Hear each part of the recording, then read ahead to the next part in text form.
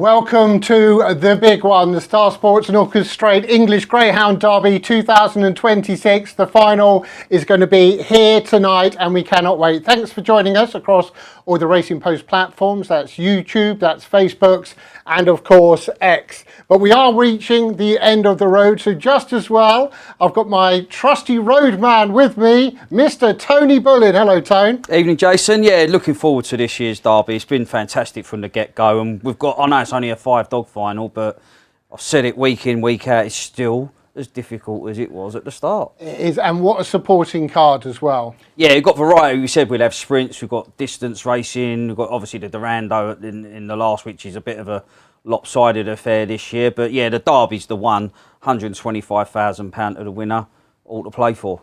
Thanks to Premier Greyhound Racing for letting us have the pictures, and of course our chief sponsors, Star Sports. Do get in touch. You can tweet us at RP Greyhounds, and if you go on YouTube, Tone's going to be reading out the comments there. Right, the big one itself. Let's have a look at the lineup for the final.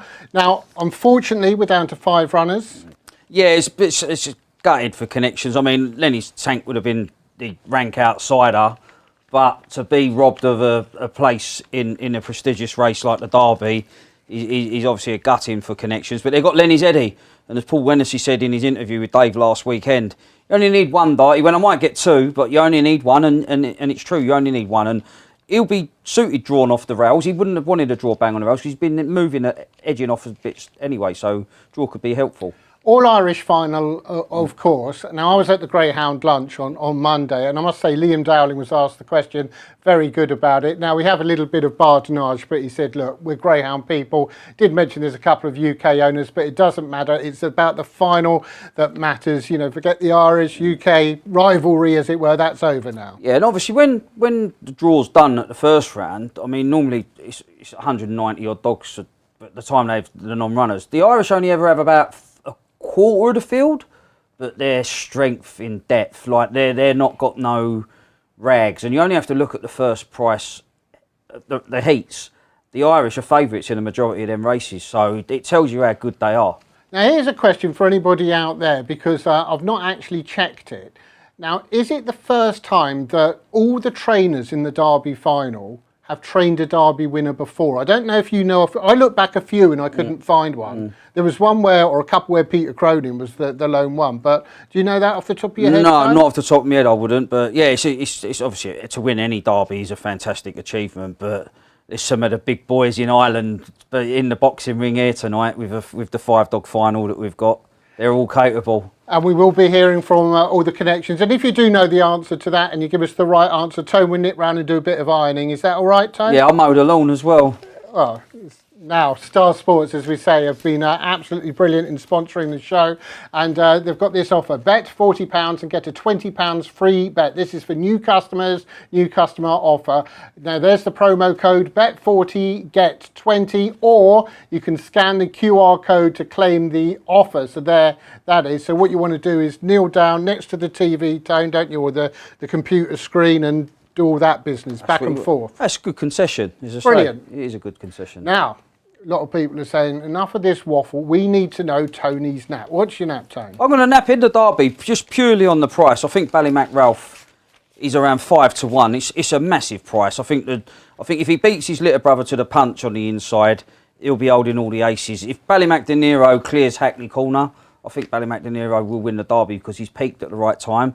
I'm not so sure he's going to find a way past Hackney Corner by the sprint boxes. And I think if Ralph can trap like he did out of trap 2, he's in business off the second bend. So Ballymac Ralph's the nap for me. OK, thanks for that, Tone. And Blackstone Opera for Seamus Carhill for me in the Bitches Trophy. Trap 1s, we all know they haven't been going brilliantly from Trap 1.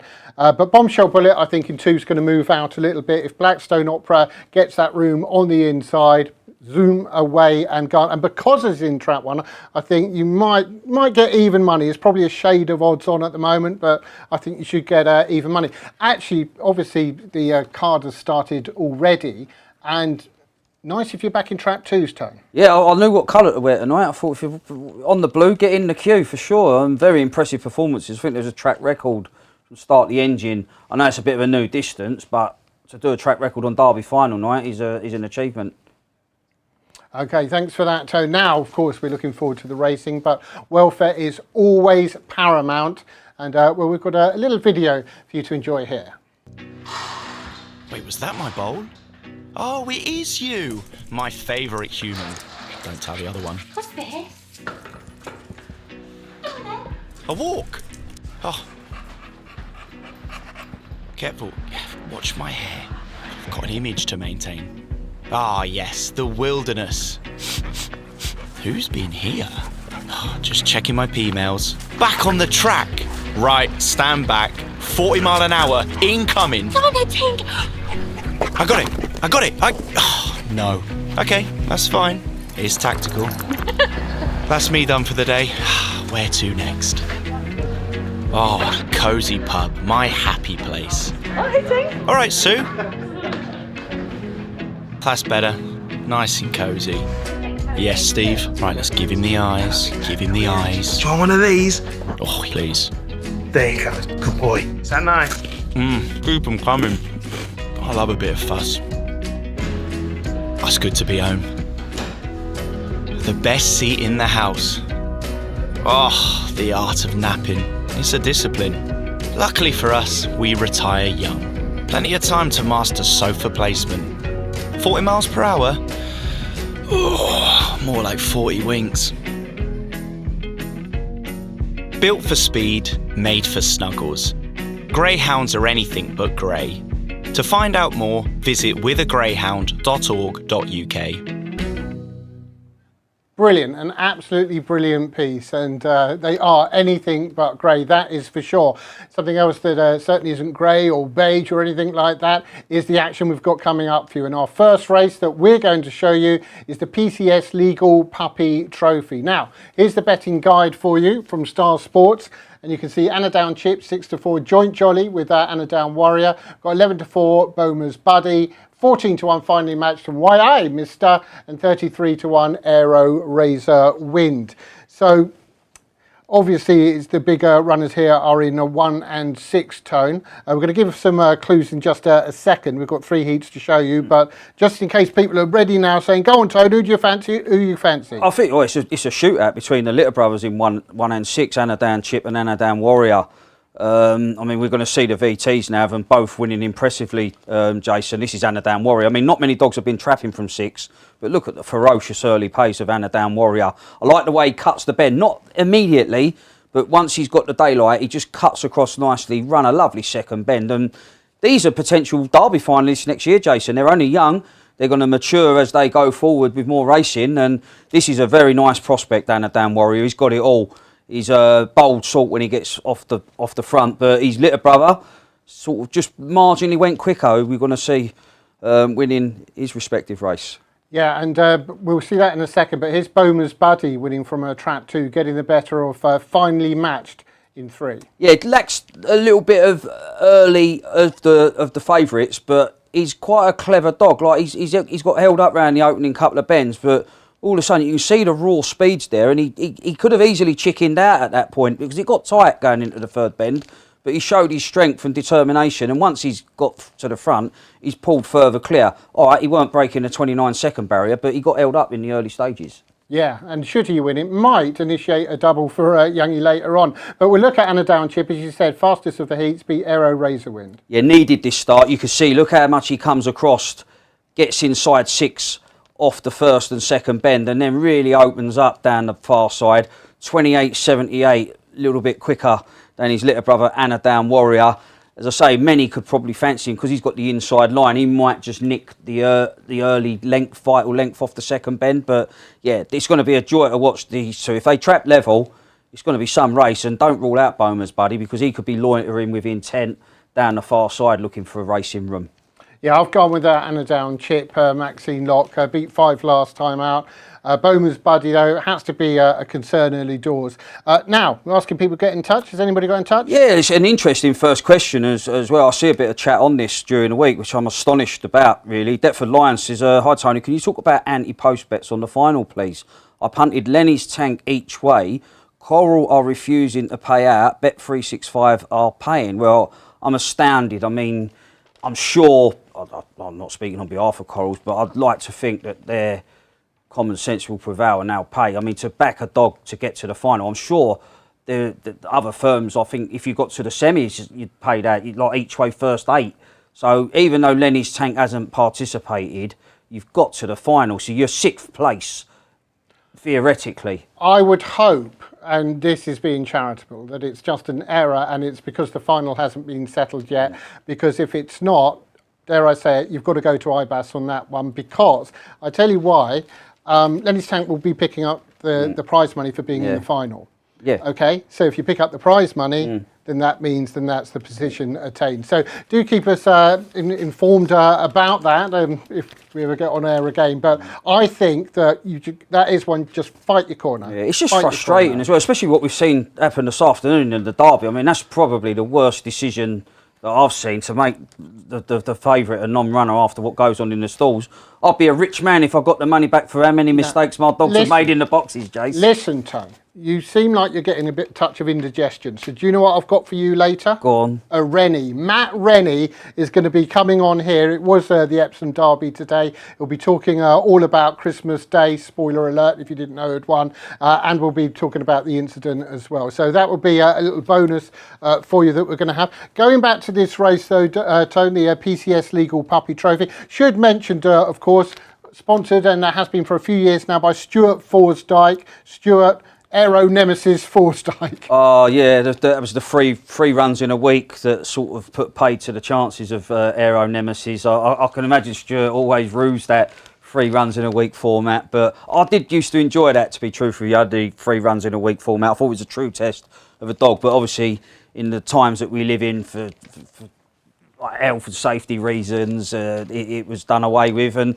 I've got used to it now. I've got sort of used to it being a week apart, and it's probably the trainers are relieved sometimes. You get a extra bit of days into your dog. Put it this way, if you never had it, people wouldn't be screaming for it. No, would they? That's it. We can see the market there, 6-4 each of 2, top and bottom. It's 3-1 Bowman's Buddy, 5-1 Why I Mister, 33-1 the 3 and the 5. Why I Mister, Nathan Hunt, 5-1, Tone. Yeah, it could be the flying ointment. I mean, shaped really well at Monmore, back-to-back wins, and wasn't disgraced by behind Anadown Warrior, but needs to look sprightly at the boxes. This is going to be a race that's won and lost at the start.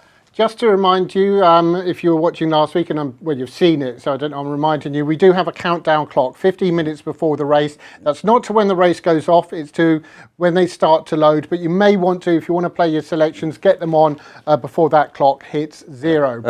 And Deptford's been back on. He says he's had an email from him saying that because it's not running, it's a loser, but he will keep trying. And Alice says, if a dog's withdrawn from the final, why don't they have a dog from each seeding standing as reserve? I mean, they do in Ireland, dogs get sort of second bite of the cherry, but I think because the draw's done, I know it does, like as you say, on standby with the seeding, but it is complicated. And would you want to be beaten by that dog, to be honest, as well? But all opinions are good. Thanks very much for that. PCS Legal Puppy Trophy. The bunny is on the spin. Whoever you're with, we wish you the very best of luck.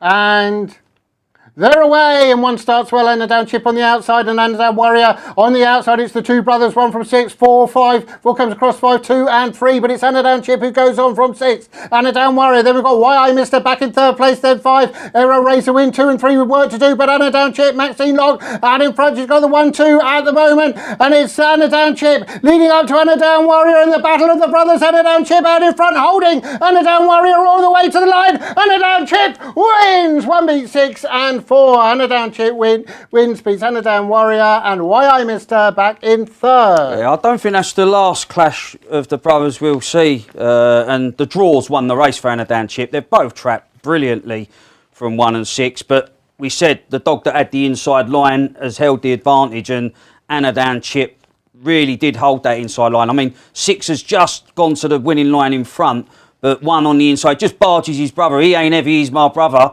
That song weren't playing tonight for Anadown Chip. He went, get out of my way, brother. I'm making hay in this particular contest. And he did. He opened up a couple of length lead. And whoever was in front, Jason, was going to win this race. And Anadown Chip and Anadown Warrior, they're potential stars of the future. Make no mistake. If you're going to do puns like that, Tone, the road will be long. I can promise you that. But yeah, great performance and a down chip. Maxine Locke and all involved. We heard from Gavin last week, didn't we? Everybody involved in JR Racing. They do put so much into the game. So great for them to have a winner Derby final night. As we say, it's always great just to have a runner Derby final night. Well, they could be running on Derby final night next year in the actual final. Wouldn't it be strange if they're in traps 1 and 6 in next year's Derby final, which the class that they've shown at this short stage of their career isn't beyond the realms of possibility. No, it is, and as we know anyway, that this year proves it. Derby finalists are getting younger and younger, really, aren't they? They are. Look, if I had a dog good enough, he's running, because a year's a long time. The Derby comes along once a year. If you've got a dog that's putting up times and he's good enough, I'd go for it. But look, them 2 dogs there are good. Whatever they're going to be doing in the future, they're going to be having a good career. With Susan Hennessy, just briefly to stick on the subject, she said about Lenny Zeddy at the Derby lunch, basically this year was kind of an education to get used to the Derby, and they were thinking more in terms of next year. Well, and that's the delightful thing. Like, he's not actually matured yet, and their dogs normally, I mean, I always like Paul Hennessy's dogs, and normally come from off the speed. You've got your Boyle Sports Bob types of dogs, and this dog, Lenny Zeddy, he's got a bit of early pace, and look, his chance rests on leading. He's got to lead the inside to be winning tonight's Derby, but I don't think they'll be disappointed being drawn free, because I think he's been moving to that middle position at the bend anyway, so it could be a good draw. Yeah, and we will be hearing from our All Connections, and you were talking about people who have matured tremendously well. Well, one of those is, of course, head of Star Sports himself, always worth a listen, Ben Keith. Well, you join me on the Star Sports pitch with Mr. Star Sports, Ben Keith. A big night for you, the business, and yourself personally, Ben. Look, I love tonight. I believe that we're all here representing the sport. Greyhound racing, whether it be you, Dave, whether it be what Mike Davis, Richard Thomas, James Chalkley have done to have this track. This track looks as good as any horse track you'll go to in the country, and we're on show for the sport. But if you don't enjoy tonight, dog racing's not for you. Ben, there's a big queue here. Are you all right? Well, we won well on the first 2 races. We lost about 11 grand there. We're still a bit up, but that favourite there was 2-1 into 6-4. You'll know better than me, but I thought I had a chance of getting it beat off the last bend. But look, there we go. But look, there's a long night to go, and it's a fantastic night to be a bookie. Ben, I know you never really have an opinion on the race, and you're a numbers man, but have you got a view on the final? I have got a view on the final, yes. I thought 3-1 when the prices came out was too big trap one. I'm a Ballymac Duffel fan. I love the dog. I think that, there were... People said, well, he can only run well when he has it his own way. Well, he's kept qualifying when he hasn't. It's been his own fault. But I feel that if those last 2 races haven't been too tough for him, I think he's the one to beat. If not, 5 will just suddenly look a massive price. Well, I know you want anything bar Hackney Corner, right? Oh my God, yeah, 3 grand each way at 40s, so that's already taken the book. But look, no, I wish everybody luck except Hackney Corner. Okay, right, the voice is going already, Ben, which is not a good sign, but we wish you well tonight. Good luck. Dave, thank you very much, and it's a fantastic to have us back on RPG TV. Thank you to you and the Racing Post. Yeah, huge thanks to Ben. I tell you what, if you could bottle his enthusiasm, you'd make millions, Tone. Yeah, it'd be interesting to see what his liabilities were as well, because when we done the preview show with Calm, I think if you had a bet at one of the horse tracks, you got a free random dog as well with your anti-post bet. I know Hackney Corner is their big loser, time, yeah. And Hackney Corner, it's been kind of uphill and down Dale, hasn't it? At the first, the big loser, then it looked as if perhaps wouldn't be going too far in the Derby, or others looked more likely, and then obviously last week we all know what happened. Yeah, look, his first 2 wins were very professional. He didn't do anything flashy on the clock, but don't care about times. You worry about that when the big occasion do your line, comes. Tone. And he did say in the quarterfinals though, he thought the hare was driven a bit differently. and it clearly was driven perfectly last weekend. But yeah, the only time you worry about time is when you're doing it, Jace. Kurchin, every time. I thought you were just ignoring me then. Right, our next race is going to be the greyhoundtrader.com stakes. And we can give you the market guide here from Star Sports. Let's have a look at this then. So Venetian Mick, Kev Hutton 9-4, 5-2. We've got Uncle Freddie, and then after that 9-2. All Right Precious and Shoulda Woulda Coulda. The Beverly Knight fans 11-2. Rapido Benny and 8-1 Ballymac Odin. Before we look at these, we'll do what we did last time. Tone, who do you fancy? I'm going to be with 6, Uncle Freddie. He took a tumble in this event last year in the first round, but he's been a credit to Connections. I believe this is his last race tonight, so he's going to be retired come what may. Hopefully it's a winning one. He's traded blows with Venetian Mick in recent outings, but we're going to see the VTs, how they got there anyway, Jason. Yeah, kicking off with All Right Precious, beating Shoulda Woulda Coulda and Rapido Benny. Yeah, that was Mystical Batman completely losing any chance at the start in 6, but All Right Precious, I mean, there was trouble in behind, but she put herself in pole position like she did when popping up at a big price in the first round for Dave Lewis, and the Oxford, previously based at Oxford bitch, really taken a shine to Track and Trip, and she's game as they come on the front, and if she gets the same start drawn bang on the rails, she's going to be a big player here. Yeah, very impressive. Now I'll move to the second semi-final. Venetian Mick beating Uncle Freddie and Ballymac Odin. Yeah, the previous week, Uncle Freddie got a flashy break and turned in front of Venetian Mick. They're both strong running types, and it was lights out once Venetian Mick had gone round in front. Kevin Hutton's dog really does stay the trip well. Uncle Freddie, he's tried to loom large at the third bend, but the tank was full of petrol for Venetian Mick, and he's just sustained a strong gallop. But look, I think Uncle Freddie's got a half-decent make-up here. Shoulda, woulda, coulda caught the eye last time out. Seamus Carhill's dog's been knocking on the door. Rapido Benny, the trapping boots have gone missing since that 28.73. He was one of the anti-post favourites for this event. Now you're getting as big a, I think he was, the price he is to win today was the price he was to win the event anti-post. I mean, if All Right Precious doesn't trap as well from red, all of a sudden Rapido Benny finds his trapping boots. 28.73 is probably going to be winning this type of race. That's his trouble though, winning 3 from 17. Yeah, he took a long time. I think he took about 12th attempt to get his head in front, and then the wins did sort of drop a little bit more frequently. He's not shown the same pizzazz since that 28.73. That's why he was chalked up one of the anti-post favourites, Ricky Holloway's charge. But look, he only needs to produce on the one occasion, and tonight could be the night if he can come away running. But I just think there could be a little bit of inside jostling, and I think Uncle Freddie, if he can turn handy off the second bend, is a grinder, and if he does retire, hopefully it's on a win. And Venetian Mick, for me, obviously stays further, did that a lot at Oxford. Got a little bit of early, right dog on the inside. Freddie obviously can be a bit of a problem, but will be staying on at the death, that's for sure. Venetian Mick, and as I say, has got a little bit of early. Because we've got 3 Hove runners here, I just want to say hello. Coming up on the train, Tone, the train conductress, is that the right for a lady train conductor? She was there and she saw my greyhound form. She greyhounds, and she's got retired greyhounds. She's owned racing greyhounds as well with Belinda Green, who's had a good night. Won the opening couple of races. Raybella Bullet and Bikini Bullet, very impressive as well. They were. So yeah, it's cool. They say sometimes when you enter the track, the first trainer you see, you should bet their dog. I don't know if it's yeah. I hope it's usually Derek Knight. He's there. Right, okay. He's there. But anyway, we had a charming conversation. She showed me her retired greyhound, kind of slumped in that position, and playing with her collies as well. Video, and it was lovely meeting you. And I hope you enjoyed the show. And she said, I don't know if her husband knows yet, that she's going to get another retired very soon indeed. Well, there you go. You've talked her into it, Jason.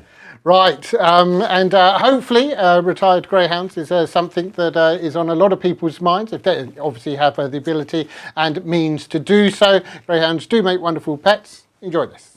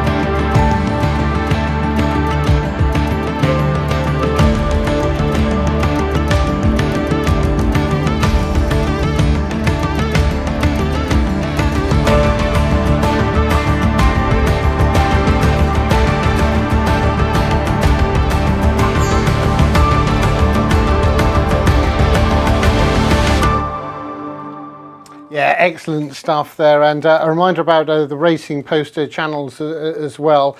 Do get in touch, keep getting in touch. I know Tone's got lots of comments on YouTube, and you can tweet at RP Greyhounds. But do subscribe as well if you can. I think, well, first week I was told by Sam, the producer, but he had some horrible expression, didn't he? Smash the button. Smash the button. Smash the like button. Smash the like button. Smash the like. I won't do it, Tone. I'm sorry. I've got too much dignity to say that. We'll remind you about the countdown clock. Now, I can't actually see it, but I'm informed it's round about there, is it? Somewhere like that? Right? Yeah, that's it. I'm patting that on the head. Tone, any comments? Yeah, I had a few asking why Epic Ace isn't in any of the invitation races tonight. I mean, obviously we don't know how he come off from the other week, but I presume with only having the one runner, they just felt it was best to take the dog back home. We don't really know, but I would have just assumed that. I would say if Epic Ace, or if the Kennedys wanted Epic Ace to be there, he'd be there. Yeah, and if they had had a runner in another final, they probably would have run him. And it is a thing, actually. I was talking to the connections, or one of the connections of Underground Gold. I won't give away his name, Dave Lawrence. But he didn't know on Monday whether they were going to be accepted for tonight. Now, perhaps didn't want Trap 6. No, I know, but when you're an owner, you're really worried about. And he was. To be honest, I said to him what you just said there. I said, "Oh, come on, you'll be all right." No, look, I mean, obviously the draw's a little bit tricky, but he gave Connections a real thrill. He manned up during the derby. I mean, he looked very impressive at Monmouth in the Monmouth Puppy Derby, but taking on the big names, he showed that he is up to competing at the highest level, and he's still got plenty of scope for improvement. Dave Cornell says he's on Ballymac Duffel at 40-1. Oh, nice. Post, still a few more on obviously the each way with the Corals not paying out, which I'm still gobsmacked that is the case. Paul Gebhard says, "Evening fellas, hope you're both well. De Niro wins it, doesn't he?" And then someone said, "Remember the days of Wimbledon? Great atmosphere. What a great idea to have a field between the track and the crowd." We all have our personal favourite. And last Wimbledon winner? Rio. No, Droopy's Jet. Droopy's Jet was the last Wimbledon. Oh no, sorry, I'm thinking the last to 250. That's Danny Reardon, wasn't it? Rio. Oh, that was, but that wasn't the last one. That was the 125-1.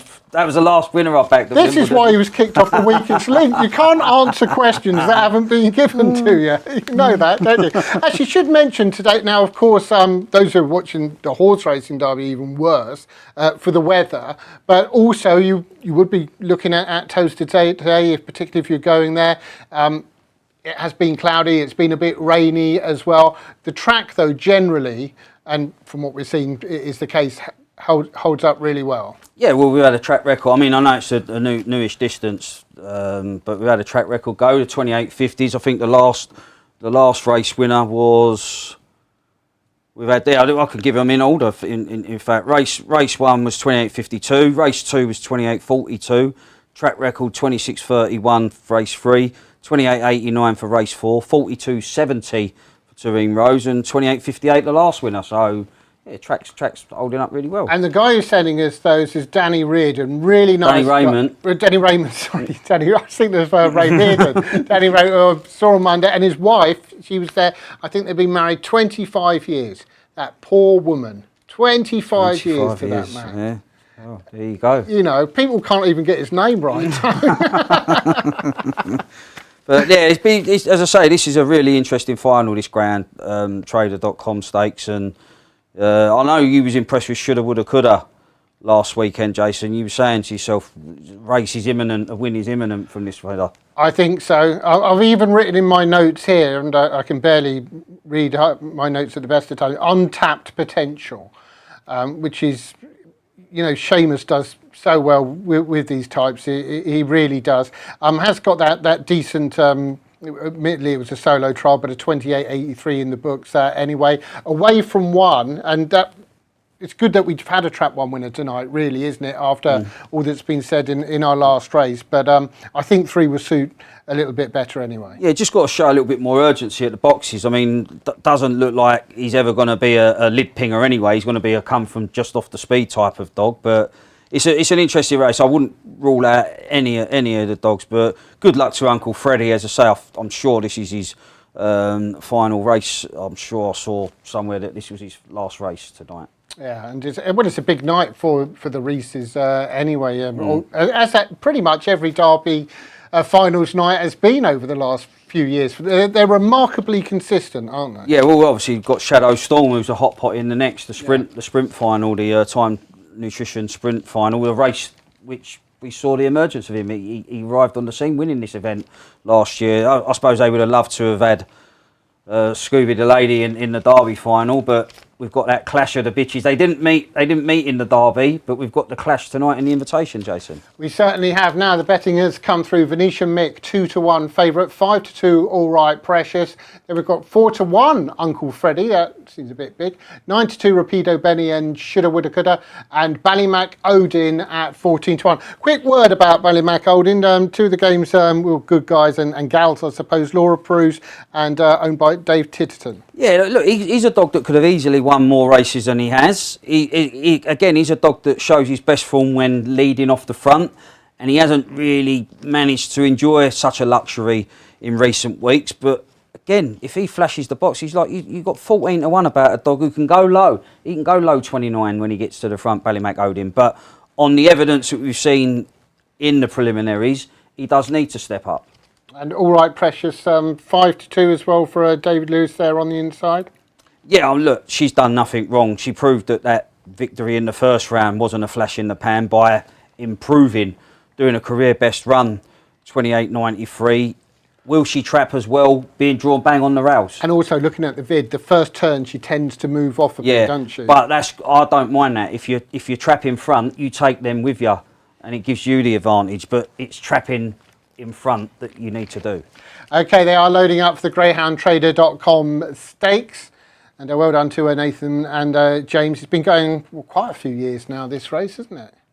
Yeah, it's obviously like dogs that have come out the cells, and it doesn't have to be fresh dogs. Like look, Uncle Freddie's in Feb 22, so it's not dogs that have been bought. Oh no, and they've run time and time again in it. Actually, it was quite controversial at one stage. A couple of years ago, people they won it last year. What are they doing back in it? But anyway, here we go. Final thought then, Tony, for selection. 6. Hopefully, he gets a clear run and gives a good account in his finale. Okay, thanks for that. GreyhoundTrader.com stakes. Best of luck, however you've chosen to play. The bunny is on the spin. And they're away, and 2 and 4 have got away. It's Rapido Benny and 4. That's Ballymac Odin. Then we've got 6 bang there. 1 trying to rush through, does move off a bit. 2 Rapido Benny, Ricky Holloway out in front here to 6. Uncle Freddie in second, couple of lengths back to 1. All Right Precious. Then we've got 4, 3 and 5 out the back, but 2. Rapido Benny still out in front. Uncle Freddie though hunting him down. 1's got a pitch on the inside. That's All Right Precious. 2 Rapido Benny kicks on again from 6. Uncle Freddie then 1 back in third place, but it's Rapido Benny holding Uncle Freddie to the line. 2 beats 6, 3 back in third. 2, 6 and 3. Rapido Benny wins, beats Uncle Freddie and Shoulda Woulda Coulda. And the second favourite anti-post for the comp was obliged at a nice price for Ricky Holloway. Again, 1 just didn't trap from red, and that give Rapido Benny the edge to control the inside. Shoulda Woulda Coulda's just tap for early pace, but look at 1's trap last, try to recover, but got a wall of dogs in front. Does that move off what we've seen from All Right Precious? Has run well in defeat, in fairness, having missed the break, but Rapido Benny with Uncle Freddie, he's run his heart out again for connections, the old boy. But Rapido Benny, he saved his best for when it mattered most, Jason. Yeah, very, very impressive indeed, Rapido Benny. And it's a Hove 1-2-3. Ricky Holloway beating Richard Reese and beating Seamus Carhill. And Uncle Freddie, well, he's run his heart out in defeat there, hasn't he? Yeah, 28.97 the winning time as well, but that Shoulda Woulda Coulda. I think 5.15 at Hove, maiden. Yeah, I don't think it'll be too long before it wins. Be up early for those prices, Tone. Be up early for those prices. Now, someone who I'm sure wasn't up early for the prices, he's got big things to worry about, is Liam Dowling, who of course got 3 in the Greyhound Derby final, and Dave caught up with him. We'll come to that in just a second. We should mention, actually, just before we go to that, Ballymac Roko, who was backlight defeat, was out of the question, stepped up in trip in the race prior to we came on air. Unfortunately, a few burnt fingers there, Tone. Yeah, he was priced up. I mean, he was always going to be backed at the prices. I think 2-1 was done and 7-4. He was always going to be punted just purely off of what he achieved in the Derby. But coming out them boxes, like it's all alien. He's been over the other. So sometimes when they switch to the other side of the track, they don't come away. But the winner run well merit to him, Rose. He just got to the front and sustained the gallop. And if you don't stay, you don't stay. You need a taxi sometimes, and Serene Rose didn't.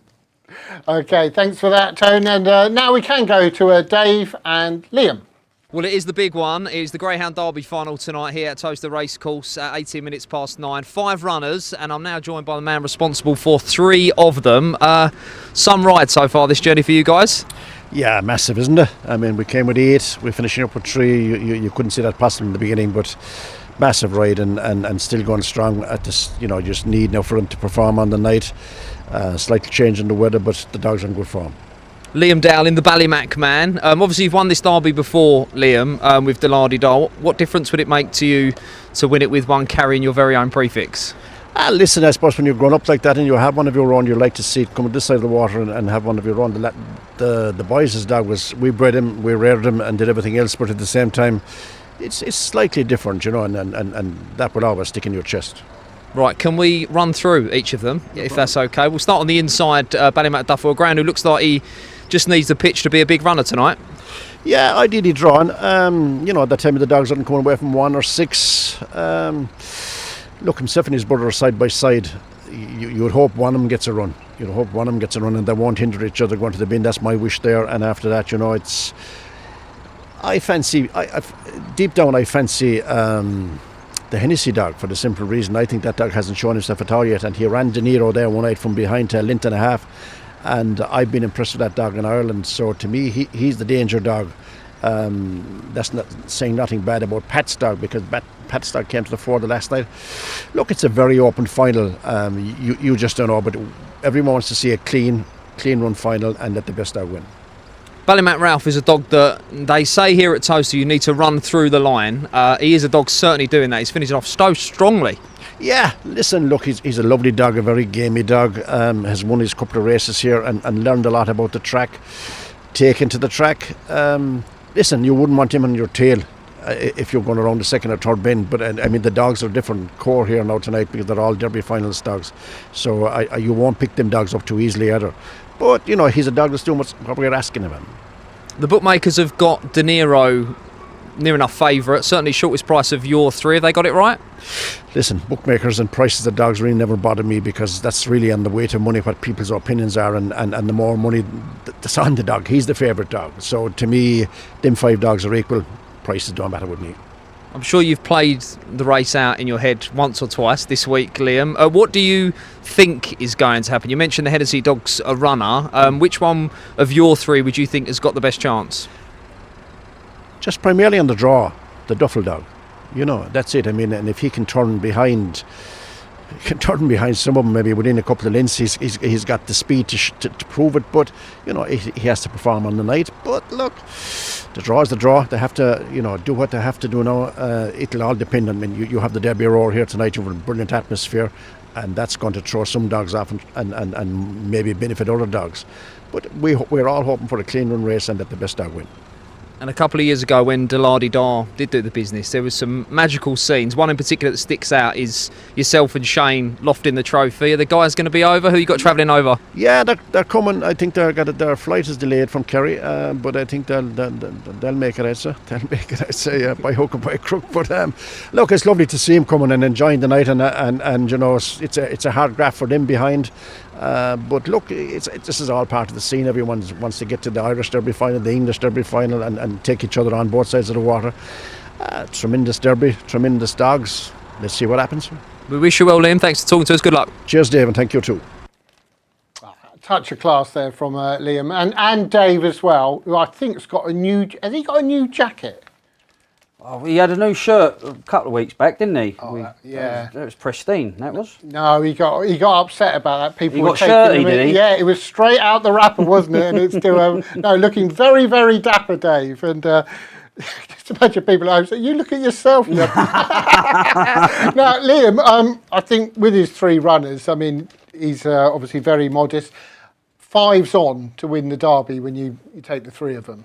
Yeah, look, you could be 50s on, but as a trainer or an owner, you're like, well, it ain't set in stone, and nothing is set in stone in greyhound racing, that's for sure. I've seen major shocks, but I just think once them dogs are in the boxes, it's in the dogs' hands. The trainers have done everything what they put into their dogs, and once the hare's on the spin, it's in the lap of the gods, and the best dog win. I thought Dave did well to squeeze Duffel out of him, the best chance, because when he asked that question, I'll be honest, I was looking. I think, Dave, there's no way you'll get an answer. No, to that. you don't normally get a commitment, do you? But like, look, Duffel looked impressive in the first couple of rounds. He showed a lot of early, got to the front, and I just think, although 1 ain't always an ideal draw for Duffel, where you've been out there and then you revert to it, it can be probably helpful rather than a hindrance. When you've been stuck in the middle, all of a sudden you revert back to the rails, because the dog does edge across. He wants the rails,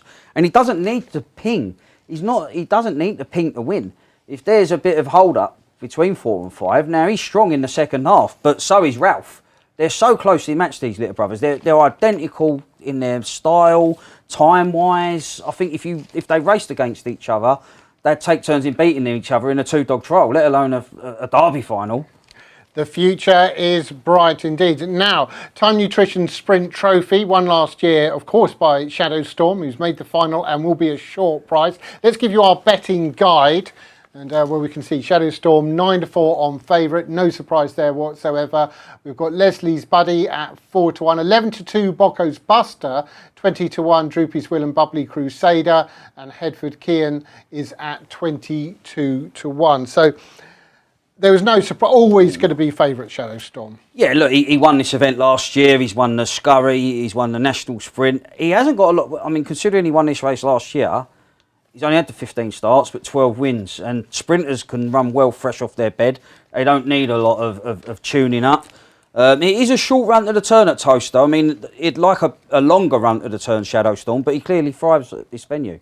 Now, what we're going to do, we're going to show you one of last week's semi-finals, Leslie's Buddy beating Bocco's Buster. But because Slingshot Poppy was knocked over in the other, we're going to show you the first round for Shadow Storm's race. But we'll kick off Leslie's Buddy beating Bocco's Buster and Headford Kian. Yeah, this is a great buckle. I mean, Leslie's Buddy, he's made an impact on the sprinting scene himself for Paul Young. 9 wins from 16 starts. Again, inside line proved vital, but Bocco's Buster, another stride I think he got there, but just held on, did Leslie's Buddy.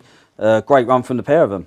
Yeah, it certainly was. So now we're going to see from the first round, Shadow Storm beating Bubbly Crusader. You see, Shadow Storm, he's not a wham-bam out the boxes. He's a pace up within 3 or 4 strides, but what ferocious pace he's got. Going so quick, he had to move middle to wide off that last bend, up straight and up for home. But when he's in full flight, he really does cover the ground. And I do think he'll retain the title. Bocco's Buster, he's been the nearly dog. He was Yarmouth Derby finalist, Classic finalist at Sunderland for Kevin. He chased home Shadow Storm in the National Sprint and Scurry. I mean, no one would deny him his moment of glory tonight, but I think Shadow Storm just beats them all to the punch at the crown of the bend. I've had a very small little interest here on Bubbly Crusader, and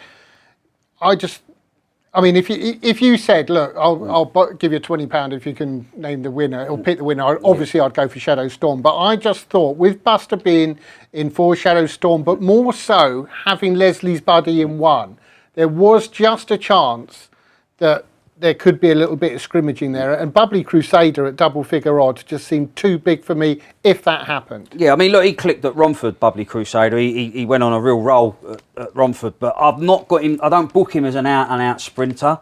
Like he can trade blows with the cream, but I've not got him down as an out-and-out sprint type. And I can see what you mean. He probably needs something to happen. Oh yeah, definitely. Oh, don't get me wrong. In a clean run race, he's there. Look, sprint. It's fine margins. When you're talking 100th of a second at the start, at the bend, anything's possible. If Shadow Storm brings his A game, he's going to add another title to his CV. And of course, it's nice that the Champagne Club Syndicate will all be there cheering on. And we should mention, if you've gone tonight, and obviously I'm saying this if you're watching this subsequently the next day or something. I hope that you had a wonderful time, and I know that it's very, very busy because the restaurant, they said they could have sold out about 10 times over with the boxes as well. They've got a special marquee as well. But then this is what I like, Tone. They've got the normal, you could still just walk up, pay your, I think it was £35 for the final, and then you've got the bars, you can walk around, you've got your hot dog places and all of that. In fact, I didn't know we were doing this, but I've got some interaction with the crowd from Dave. Well, the weather is warming up here at Towcester and the food is cooking up as well. I'm going to pounce on the people in the queue to find out who they fancy in the Derby final. Does anyone have a view on the Derby final? This man here, who's going to win the final?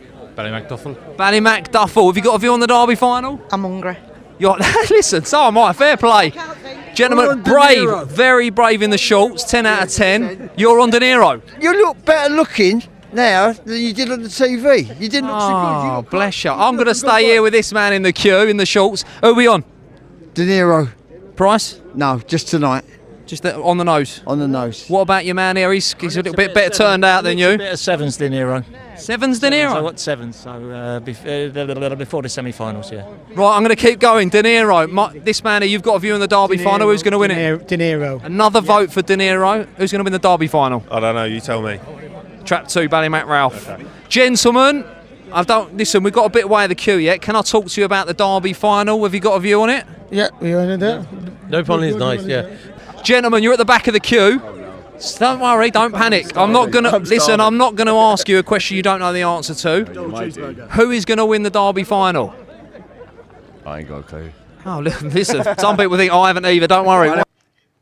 Brilliant. So now I do feel sorry for that man that Dave spoke to there. It is absolutely horrible, isn't it? You go to the Derby final, you're looking forward to it, Tone, you forgot your glasses, and then you just see a blur in front of you, and you're saying that Dave looks better than he did on the telly. Well, I mean, he obviously hasn't got Ultra HD or 4K, because, I mean, those that do watch in 4K and Ultra HD certainly don't say that to Dave. They see him in the flesh. What my favourite answer was, I'm hungry, from that lady there. But yeah, brilliant. And it will be a great crowd. And that's the thing, there's a lot of places to wander and go around. It's an event now, isn't it? It is. It's about the big race, obviously, but it is an event. And as I say, as long as you can get a drink and you've got the toilet facilities running smoothly, you'll have a good night. It's when them two things, in order of things that need to be done properly, be able to get a drink, be able to go to the toilet. Everything else falls into place, Jason. Three things you need. Drink, toilet, and I didn't just write this down earlier on, DJ Chris Gray in bar 4000 till 1 o'clock in the morning. That's who's... do you still spin the decks as DJs? No. Is that what they do? No, I don't spin them. No, not you personally, Tone, but is that what DJs do? Of course I would have thought so, yeah. Yeah? They wouldn't need DJs, otherwise they'd just be all just press and play, wouldn't it? Well, Chris Gray, apparently he's very, very good. So he'll be there tonight. And they had a bit of hoopla. They had the earlier on as well, somebody else singing, and the lady doing the national anthem as well, and all of that. Any messages, Tone? Yeah, Frankie Lucas says, I'm thinking Hackney Corner in the Derby. Someone's asking, is there any Droopies in the lineup in the Derby? There isn't. And Alex is asking if we've heard anything about Proper Areas, if it's picked up an injury after last week. Do we have any news on the dog? Again, I haven't heard anything official released, but I presume he'll be given a rest now. It was a tough campaign in the Derby. So, yeah, I presume he'll you would think so. A rest. You would think so. Yeah. Because, again, they would have had the option of coming tonight, but obviously chosen not to. Yeah, Neil's been on, says, hi, Jason. Cannot believe your favourite trainer, the mighty Pat Godfrey, has no runners on the card. He's always there on finals night with his Arthur prefix. Oh, Pat Godfrey. Me and Pat, we've locked horns a few times. I saw him at the Derby once. I've told this story before, actually. And I said, Pat, what are you doing here? And he goes, never mind that. I'll see you at the podium later. And I said, oh, really, Pat? You're giving out a prize, are you? Paul's worst trainer. He said that. That was his moniker. Yeah, that was his sign-off on the emails, wasn't it? Lovely man. Lovely man in his little noddy car. That's a private joke. And he does well with his... I mean, look, they're pitched in the deep end on the travels, but he's popped up... He's had some big price winners, yeah. He's had some big price winners. He went to the Irish Derby, didn't he? Got through a round or two, yeah. And he did say they was named... Daughters. Right. Daughter and wife. Right, okay. Yeah, he named them after. So, yeah, Pat Godfrey, top man. He really is. Right, going back to the Time Nutrition Sprint Trophy, as soon as we get the market through, we'll tell you that. I can't let you get away, Tone, with just tipping Shadow Storm. I've at least got to ask for a forecast. I've got a feeling 5's going to run okay. Headford Keen for Maxine Locke has run okay. Again, not necessarily an out-and-out sprinter for me, but if 3 beats them to the punch, then I think Leslie's Buddy might be struggling. And then all of a sudden you could get a freaky, like a big price dog run onto the places. And I think Headford Keen ran okay last time. Just got bumped round in the first couple of bends and would have probably finished closer in that contest between Leslie's Buddy and Bocco's Buster last time. So at a price, we'll throw in 5. Now, this is open to everyone else at home. Remember, put in the YouTube comments and you can go tweet at RP Greyhound. So I'm going to ask you, Tone, but I'd like to hear from you as well. Favourite Derby winner. So you just have a little think and I'll read out the odds here. We've got Shadow Storm, no surprise, 9-4 odds, 7-2 Bocco's Buster, 5-1 Leslie's Buddy, Bubbly Crusader 10-1, so a lot shorter than the Star Sports price yesterday. 25-1 Droopy's Will, 33-1 Headford Keen. Moral standards, because it was against the grain. Normally it was dogs blasting off and winning off the front, and Moral Standards was not Westmead Hawk-esque, but he turned nearer last than first in his races and he picked his way through the field. And I always have Danny Reardon winning the Derby with Rio Quattro. He come so close, like Droopy's Corleone and those types of dogs. I mean, when he lost out on the smoking bullet era, just lost out in a place in the final, but Danny got the Derby etched in history. Never take that away from him. 250. So that's the one. Danny knew. He waited till he went, I'll go for it for that one. And to be fair, that was William Hill at the time, wasn't it? And Kate, Charlie's daughter, who was responsible for such an influx of money there. Yeah, no, look, it was a good derby as well. I mean, look, every derby is a good derby, but there's great, like when you look at previous winners and you go, that was a great derby, that was a okay derby, but there can be different reasons. It could be that you were there, it could be that you backed the winner and had a nice win as well. There's lots of things that go into it. Well, drifting, I suppose. Shadow Storm 2's on now as Bocco's Buster 3-1, 5-1 Leslie's Buddy. Final thoughts as selection and cast, Tone? I'm going to go for 3, but we're throwing freaky result 5 maybe for the Tricast and Fullcast. Okay, thanks for that. And I've had a little bit on a Bubbly Crusader. So here we are, the Time Nutrition Sprint Trophy. And Time Nutrition, great supporters over the years of Greyhound Racing and Towcester in particular. The bunny is on the spin. And away they go, and it's 4 who gets away. It's Bocco's Buster who leads up to 1 Leslie's Buddy. 3 Shadow Storm just in third. It's 4 Bocco's Buster out in front. Leslie's Buster in second, and then we've got 2 coming through. Droopy's Will on the inside, but it's Bocco's Buster who's out in front. It's Bocco's Buster who's going to win it. Beats Leslie's Buddy, and Droopy's Will back in third. It's Kevin Boone who has won for Bev Lockhead as well. So obviously she's such a lovely lady, and great for Kevin to have a winner. Tone. Yeah, I mean, look, he was the dog that had been knocking on the door in numerous finals, but he's enjoyed his moment on the big occasion, Derby final night. He's come away running from trap 4, and he was unlucky to not go through this whole event unbeaten. He just got denied by Leslie's Buddy, but that was ferocious. And I mean, I know he's taunted a pickup. He's in with sprinters, but that was some run, and it'd be interesting to see what the time is.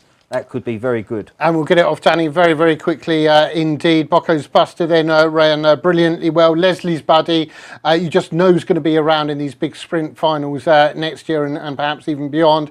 Droopy's Will back there in third place. Just not Shadow Storm's day. Has had plenty of days that have been his, but just not today. And this is what we're saying, like fine margins in a sprint. It's not a long run to the turn at Towcester for their sprint. And you come away like that. Bocco's Buster's a machine of a dog. I mean, he's got the 4 bend form. Yarmouth, you don't reach a Yarmouth Derby and a classic final suddenly if you're an out-and-out sprinter. He's not, and that's why he's powered away. He's got to the front, and he's just brute force thereafter. And as I say, it'd be very interesting. 15:47, the winning time for Bocco's Buster. Okay, so that's Bocco's Buster who has won there, and very, very impressive indeed. I think we can hear more from Dave. Oh, sorry. No, before that, we've got a special bonus for you. My mistake. Matt Rennie, I'm going to have the pleasure of speaking to now. Hello, Matt. You're going to talk to us about horse racing, aren't you? Yeah, absolutely. It's two big derbies today. Obviously, we've got the Greyhound one to come, but we've had the Epsom Derby so far, and Christ, there was a lot of drama both sort of after it, during it as well, and there was even a runner who's now been a non-runner. So yeah, very, very eventful day, but one of the best days in the sporting calendar as well. We'll get on to that in a second, but I mean, I haven't got a clue who wins. You know, I've just borrowed Tony's earrings here. This is a bit of a clue, of course, and it's Aidan O'Brien for the 50th time, a UK Classic. Is it the 12th Derby, the 4th on the trot, with Christmas Day? And thankfully, well, the weather played ball like it was Christmas Day today, because it was incredibly miserable conditions at Epsom, and one for the hardy souls. But Christmas Day was an absolutely fantastic winner. I have to say, I'm based in York, and when he ran in the Dante meeting, I couldn't have had him on my mind as the Derby winner. But a really, really impressive performance under jockey Ronan Whelan, his biggest ever success. I think it's one of his first major classic wins as well. And he's got a good role with Aidan O'Brien at the moment, and did incredibly well there. As you say, O'Brien, Ballydoyle, Coolmore, 4 derbies on the spin as well. It's some big feat, but yeah, an incredibly impressive winner today was Christmas Day. I mean, as you mentioned, the Dante was third, of course, in the Dante. He had caused a shock when winning the Ballysacks at 11-1. But how much was the weather key here? Because I mean, the favourite, who we will talk about for other reasons, of course, Benvenuto Cellini, was absolutely friendless. Bookmakers were giving specials at the start of the day, and they had to take them off the boards because the Esprit was looking like to go way above those enhanced prices. Yeah, it's played a huge factor before and during the race as well. A lot of the horses that had soft ground form were being backed, even though I think we started officially on good soft before turning soft before the Derby. And in the race itself as well, we're used to seeing them. Derby winners got that far side rail against those double-decker buses, but they came more to the stand side and the centre this time, where you usually get your better ground at Epsom. But it was still incredibly testing. The finishes today at Epsom, including the Derby, were more akin to 3-mile chases we see in the winter months than we would do on the first Saturday in June. So yeah, Christmas Day, he had that soft ground form in the book, and he took a massive step forward from what he did at York. And again, the other horses, there was loads of summer ground horses who floundered. Obviously, saw later on the card, Calandigan floundered in the mud, but another horse who ran a Stormer, and they didn't think he'd like the ground, and William Hagger said it afterwards, he don't think he liked it anyway. It was Maltese Cross, who was second for Hollywood film producer George Ward. So he could be a really, really good horse, and I wouldn't be surprised if he turned the tables on Christmas Day if they meet again. It may be in the Irish Derby later this month. Well, it was the slowest Derby since, I don't know how old you are, not as old as me, 1983 to know, so I don't doubt you would actually remember seeing. Because I wanted to ask you about the winner, of course, being by Camelot, who just missed out in the St Ledger.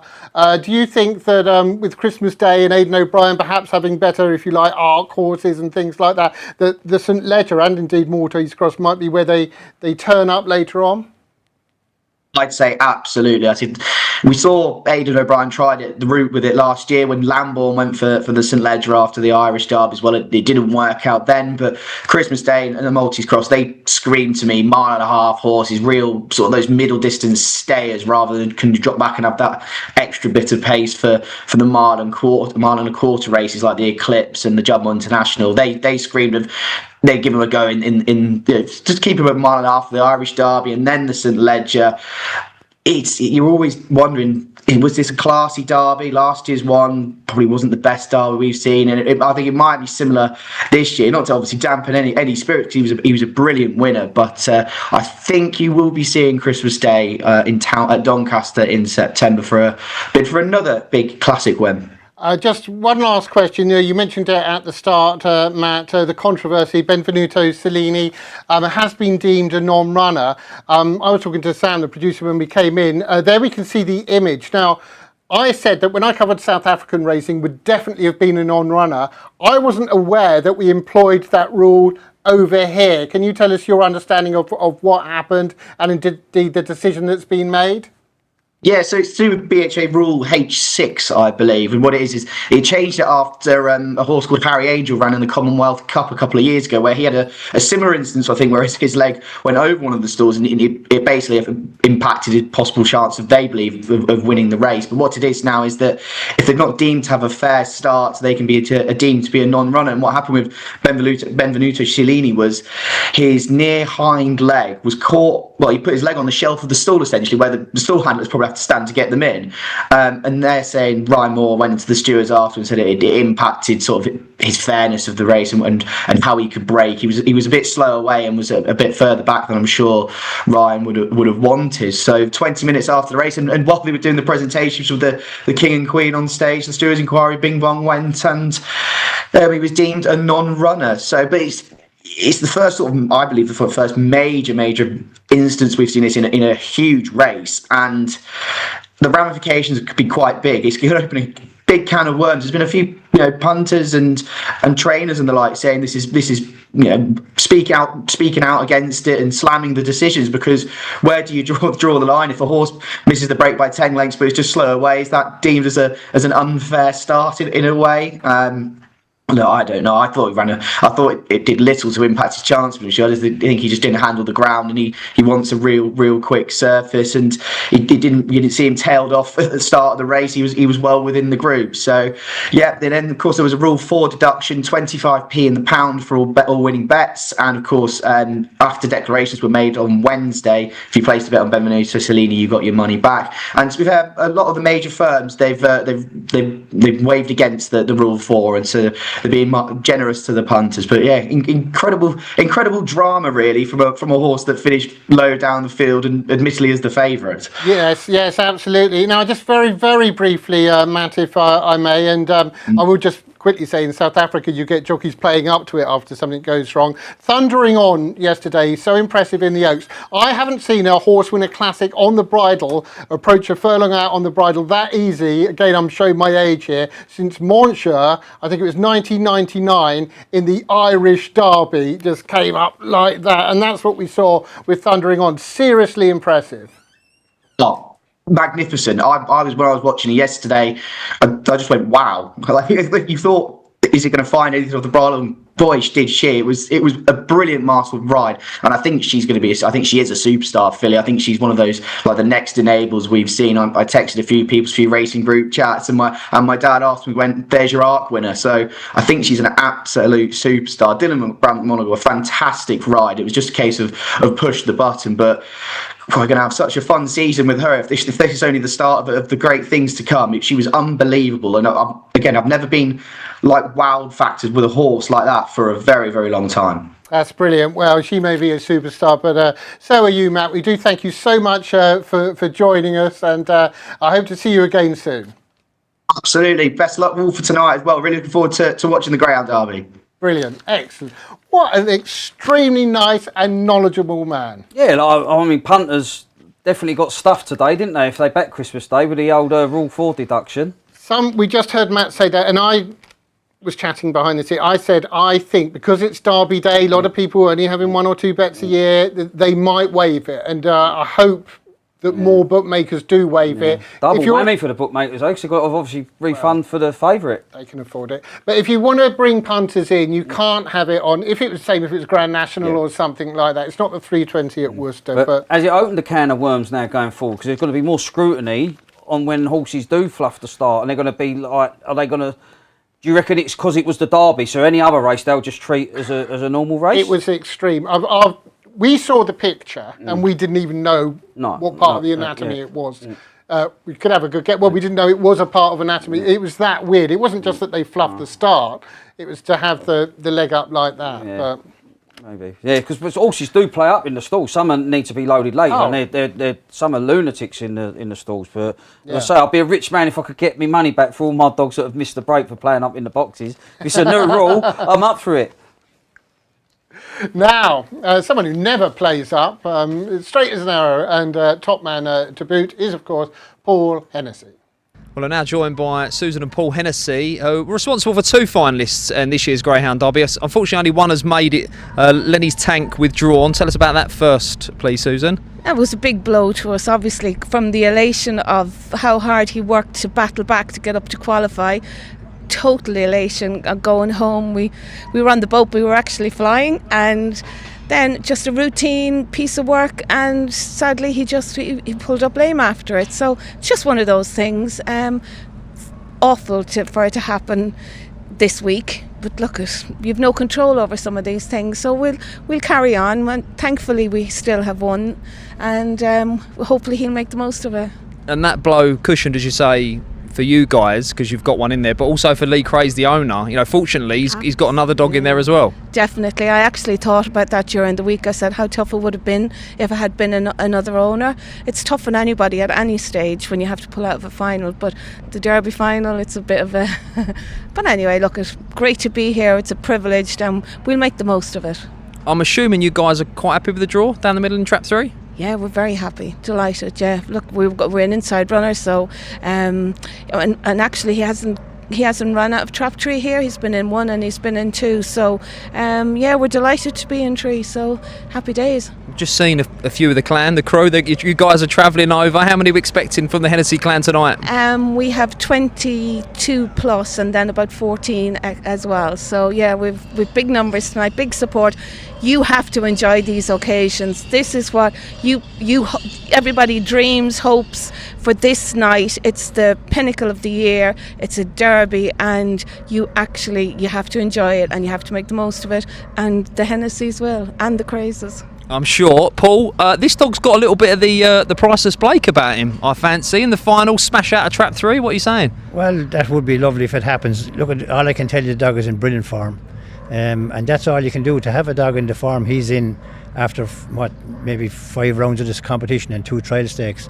He really needs a piece of work. He's that well in himself, so tonight's race will be a piece of work. I hope it's a good one. Look, you are some man, some team. All the derbies, a Cheltenham Festival winner as well. You guys, whatever you're doing, it clearly works. Well, Dave, you mentioned the word there, team, and that's huge. I have wonderful people with me. I have Michael English is with me 40 something years, you know what I mean, doing the dogs with me, and he's just a wonderful man, you know what I mean. And we started this thing together. Michael is always in the background making sure everything works. Francis Kennedy is there helping me out as well, and Fintan Lawler.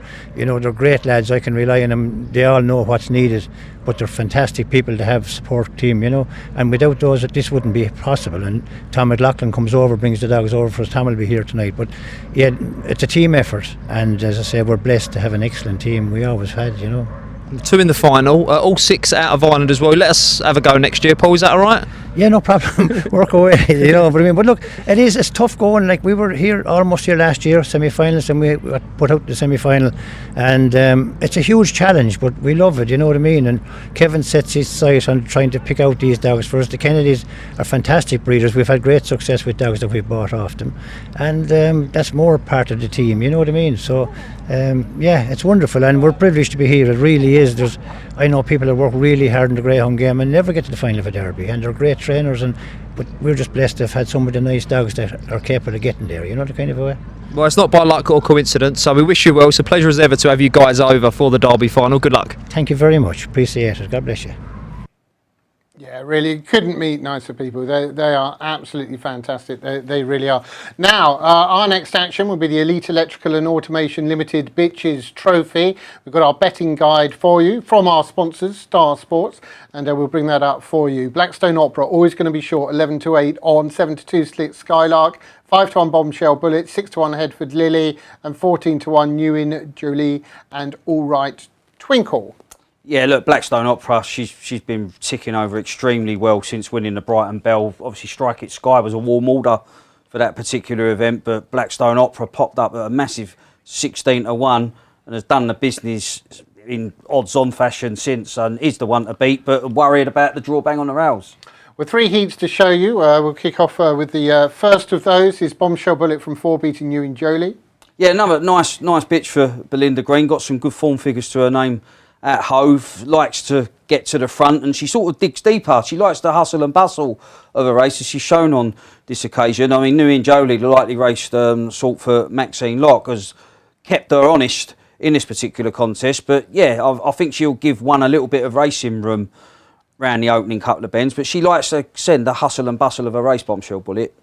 Moving on, and we'll see the favourite. This is Blackstone Opera and 3 beating Slick Skylark. Yeah, as I say, popped up at a big price in the Brighton Bell, but has proved that she is going the right way herself, Blackstone Opera. Hit the right notes with impressive back-to-back wins.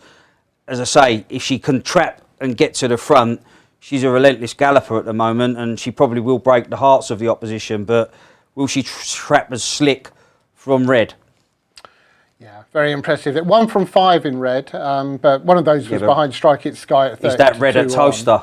No, that's at red at Hove. And Headford Lily from 4 beating All Right Twinkle in 6. Yeah, again, another nice bitch going the right way. Shows her best form off the front, but has come from just off the pace at Central Park recently. Really extended down the back straight, opened up a 4 or 5 length advantage. All Right Twinkle stayed on well to keep the distance respectable after getting detached. I mean, 6 will have the freedom of the wide in this particular contest, but it's just been tapped for a yard of early in recent outings, and 1 or 2 might just cut loose. Cheers, Tone. Right, so how are you playing? I'm going to go for 1. I just think 2 might give 1 a bit of room. And even if 1 does miss the break, I think the way she's running, she's going to pace up and still hit the front by the sprint boxes. Slick Skylark lost nothing in defeat behind Blackstone Opera last time out. Could be a 1-4-6 here. I'd probably play around 6. I think 6 might sneak into the frame out wide. And I'm napping Trap 1 Blackstone Opera.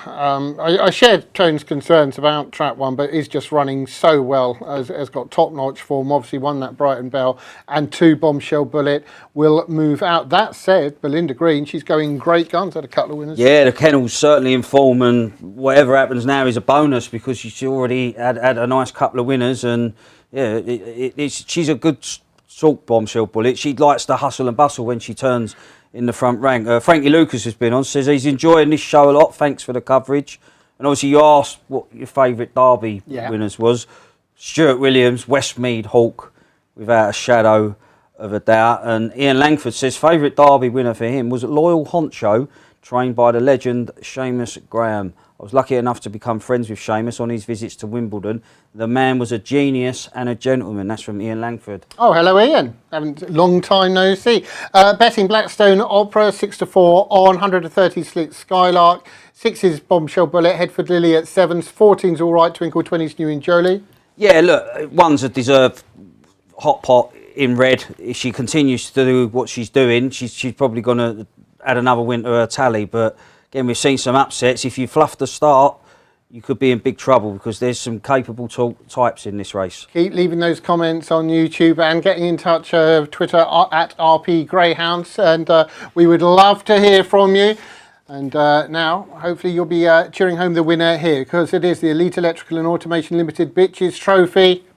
Bunny on the spin, and they're away, and 2 starts brightly. That's Bombshell Bullet. We've got 4 or 5 rushing up. 1 pitch on the inside though. Concertina Effect. All poor old 5 and 6 were in trouble there, and it's 2 Bombshell Bullet who goes on to Blackstone Opera in second. Then we've got 3 Headford Lily in third. Ran up the back of 1 there, and it's 2 Bombshell Bullet. 4 Belinda Green who's out in front here to Blackstone Opera, who's trying to cut into that lead, but Bombshell Bullet is holding sway at the moment. 4 legs to the good over 1-3, and it's going to be Bombshell Bullet who wins. Beats Blackstone Opera and Headford Lily in third. Another win for Belinda Green, and well done to Billy Boyle and all others involved there with Bombshell Bullet. Yeah, we have to need some looking at the replay here because there's definitely a few hard luck stories, but Bombshell Bullet, again, 1 hasn't come away in the style that she has been that saw her win that Brighton Bell impressive back-to-back wins. I mean, she's come away okay, two's just got half yard on her.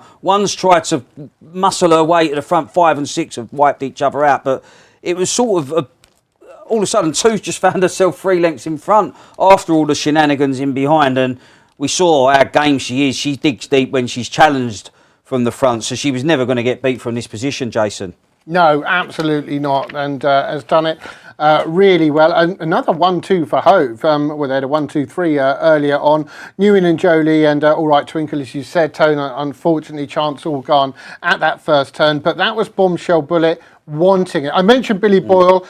Belinda's one of the owners as well, Mr. Keeley and Mr. Williams. I'm afraid I don't know your Christian names, but well done all. And to be having a winner derby final night, giving it the old AO. 3 winners as well for Belinda, the Bullets. And as I say, that brave at the turn, but it was all of a sudden, it was like you needed to stand your ground at the crown of the bend. I mean, one hasn't completely fluffed the start, but just a half a yard behind and has paced up at the wrong time and then just got tight on the inside, and then Two's found herself in front, and she was never going to relent from that position. No, she just had that will to win, didn't she? It was weird. It was because you thought, well, has Two not got any sort of bump? It was just Two sort of just done a like Houdini magician-esque manoeuvre and found herself in front. Actually, I wasn't going to do this, but talking, because Billy Boyle did have the winner there, Bombshell Bullet, I will give my favourite Derby winner of all time, which is Dorothy's Wildcat in 2018. I said there could be many reasons. I was there.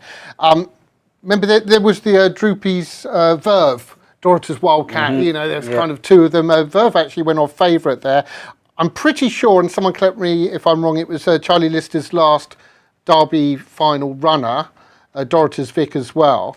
And the reason I mentioned Bully, they were the 2 Bullet dogs trained by Mark Wallace, who Billy was involved with that. So there was just a lot going on. I was down by the crowd. I saw Kevin and Donna afterwards. So for those reasons, for me, that was my favourite Derby. Yeah, look, and it doesn't matter. It doesn't necessarily be the fastest ever Derby winner, the widest margin winner. It's what it means to you on that night. You was there. You remember the occasion, and that's what I mean. There's loads more. I mean, some picture talking of Charlie Lister, Michael O'Connor says, some picture, my favourite ever Derby winner, incredible dog.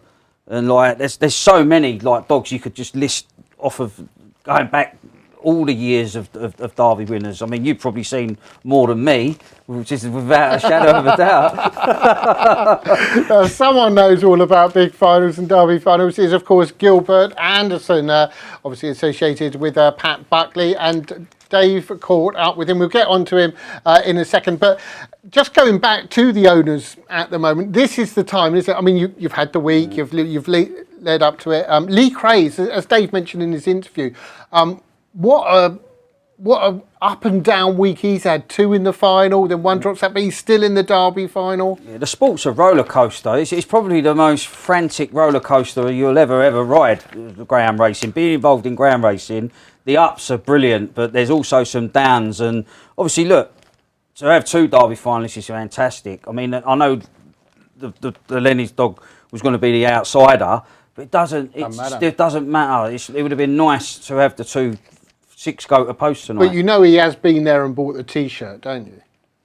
For those that don't know, he owns a T-shirt merchant. Yeah, merch concerts and... Yeah, you know. Stuff, yeah. Mind you, my daughter goes there. I know how much they charge for those. There's good margins in them. Whoa! Yeah, that would be the equivalent of opening up about evens each of 6. When she went to Taylor Swift and she bought a sweatshirt, I thought...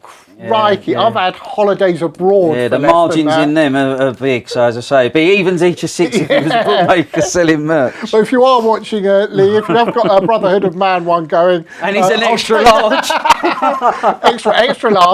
extra large.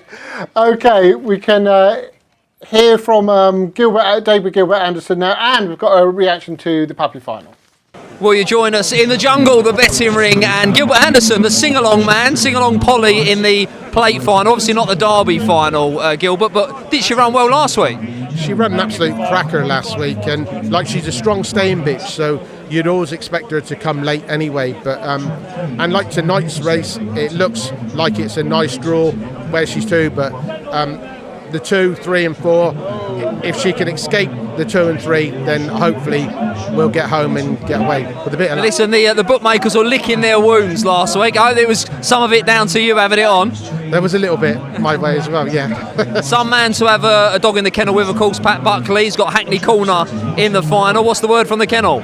The dog's been absolutely perfect all week, and he's really, really upbeat about the dog, and a big chance, thinks he's got a big chance tonight. And like, if he runs anything like he did last week, he could be a big player in the race, and he just needs a bit of luck. Look, that Derby final, there are 5 dogs that you'd love to own in there, and it's a brilliant race. Anything could win, really. It's one of them things. The Ballymac dogs are all looking very strong, aren't they? And what about you, Gilbert? You still out there trying to find the next champion? I am, and I'm still breeding 1 or 2. And in fact, Sing Along Sally, she's just gone back to Ireland now to be mated, and still trying to get 1 or 2 over the line. But yeah, I've got some nice pups coming through, and I've got 1 or 2 nice ones that in the next few weeks will start running as well. So hopefully, onwards and upwards. Okay, well, maybe it'll be a good night for Team Buckley. Good luck, Gilbert. Thanks, Dave. Cheers. All the best. Thank you. Well, a 1-2 for Maxine Locke in the puppy final. Let's have a chat with some of the boys who are involved in this one. Rob, I'll come to you first. Usually the noisiest one, so we'll start with you. That was good, wasn't it? Yeah, very good, mate. I always knew their class, and unfortunately they had the bookend of the draw, but they showed their class tonight, and you know it was going to be a heads or tails if whoever made the Ben first was going to win, and unfortunately Chip made it in front of Warrior, and the game on. But they both run exceptionally well, and you know the other bitch final match, you know she was coming on strong. She nearly got third. She's nearly a 1-2-3 for the kennel. But yeah, great night so far. Hopefully we'll get a couple more winners. Right, I'm going to talk to Adam. Adam, come in, Adam. You're a bit of a newbie to the syndicate as well. Nights like this, I'm sure. Yep, nights like this. We started the night well, had a couple of winners early doors, and then this one just the icing on the cake. So hopefully we can get one. Well, I've got 1 or 2 more left, and we might get lucky again. But this is we've got really high hopes for these two brothers.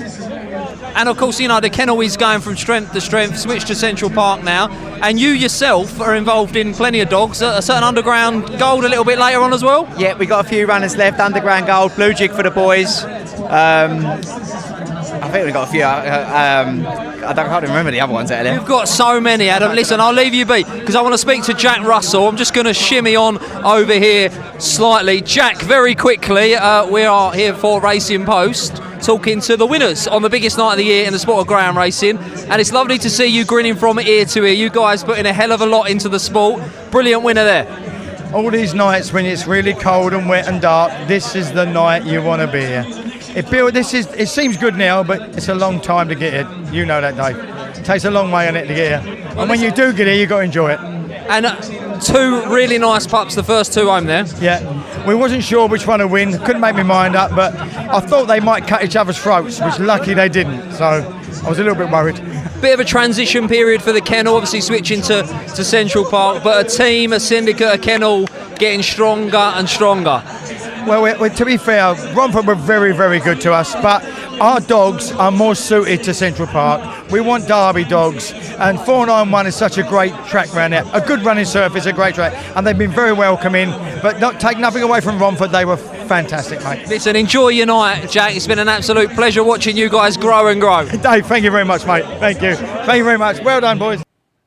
Brilliant, Anna Down Chip, happy there. And I tell you what I was watching, and not just David who was interviewing at the time, Tone, but all those behind, and there were, Gavin was doing like that 20 minutes after the race, happy faces as well, wistful faces, every emotion that you'd want to see, positive emotion. And that's what syndicates can do, can't they? They bring all these disparate people together. Yeah, look, anyone that's new, watching tonight and thinking, I'd like to own a greyhound, syndicate's probably the best way to go in the initial step, because it can be expensive and it can be frustrating as well, because you can get a dog, buy a dog, and it's not all instantly going to hit the track. You've got a trial in sometimes, you can have a setback, you're not necessarily going to be, here's your dog, put it in the boxes. It can be a little bit frustrating. So syndicates are ideal because you get to know a few people, go to the track, savour the moment, and then you can also be involved in various dogs. It's a cheaper option of dipping your toe in. And I should have learnt her name, but the lady, the conductress on the train, she was saying how much she enjoyed going to the kennels, not necessarily in the syndicate, you get a bit of but everything. meeting different people. That's brilliant. Exactly. Dave has been very, very busy. He's also caught up with ex-Racing Post editor and star of Pointless, Bruce Millington. Welcome back to Towcester, and we're of course on the Racing Post YouTube channel and joined by former editor of the Racing Post, Bruce Millington.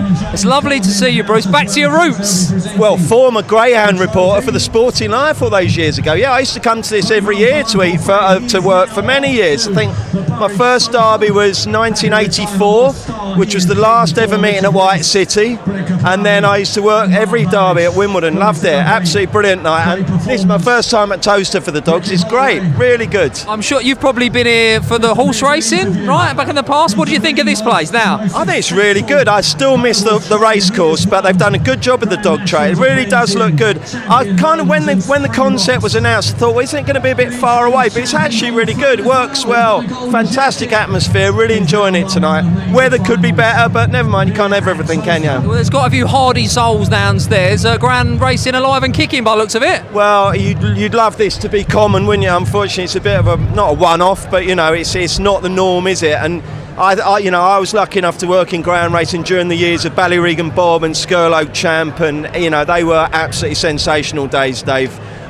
Before you were born, sadly, but they were really good times, and it does break my heart to see that ground racing is, you know, it has its struggles, let's say. You'd love it to come back to what it was, but you know, we'll see. We'll keep our fingers crossed. There's always good people in ground racing. There's people like yourself who love it, want to fly the flag for it, and that's really important.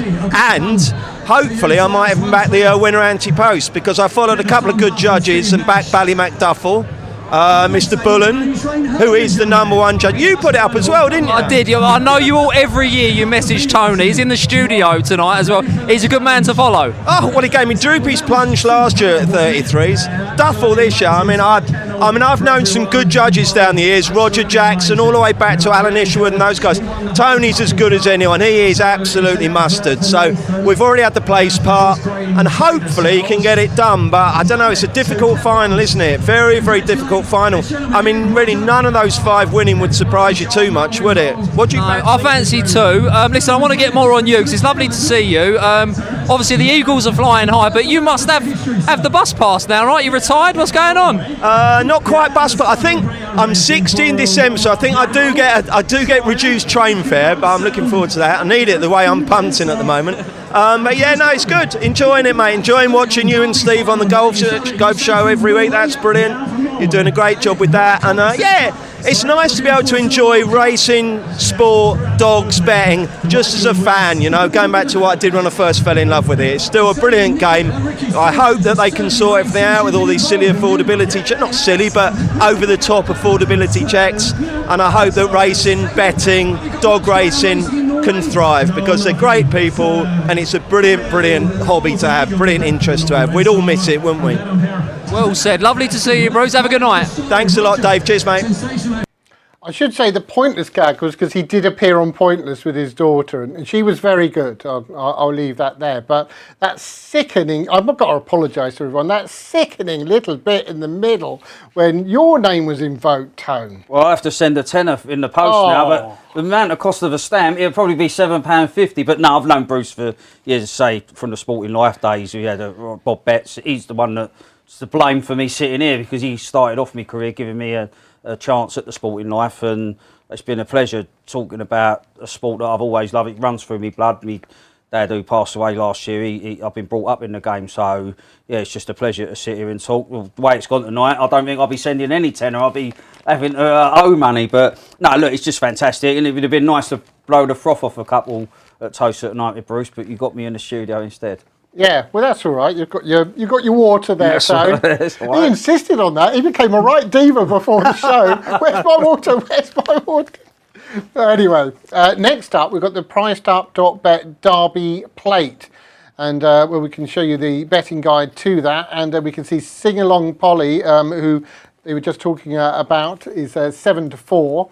Then we've got 4-1 Droopy's Trade. It's 6-1 Ballymac Blanco, 7-1 Ballymac Dave, and 14-1 Droopy's Trade. I think I left out Romeo Ability there at 2-1. That was silly for Pat Janssens. But as Dave mentioned there in his interview, and we all know you can tell when he gets that glint in his eye.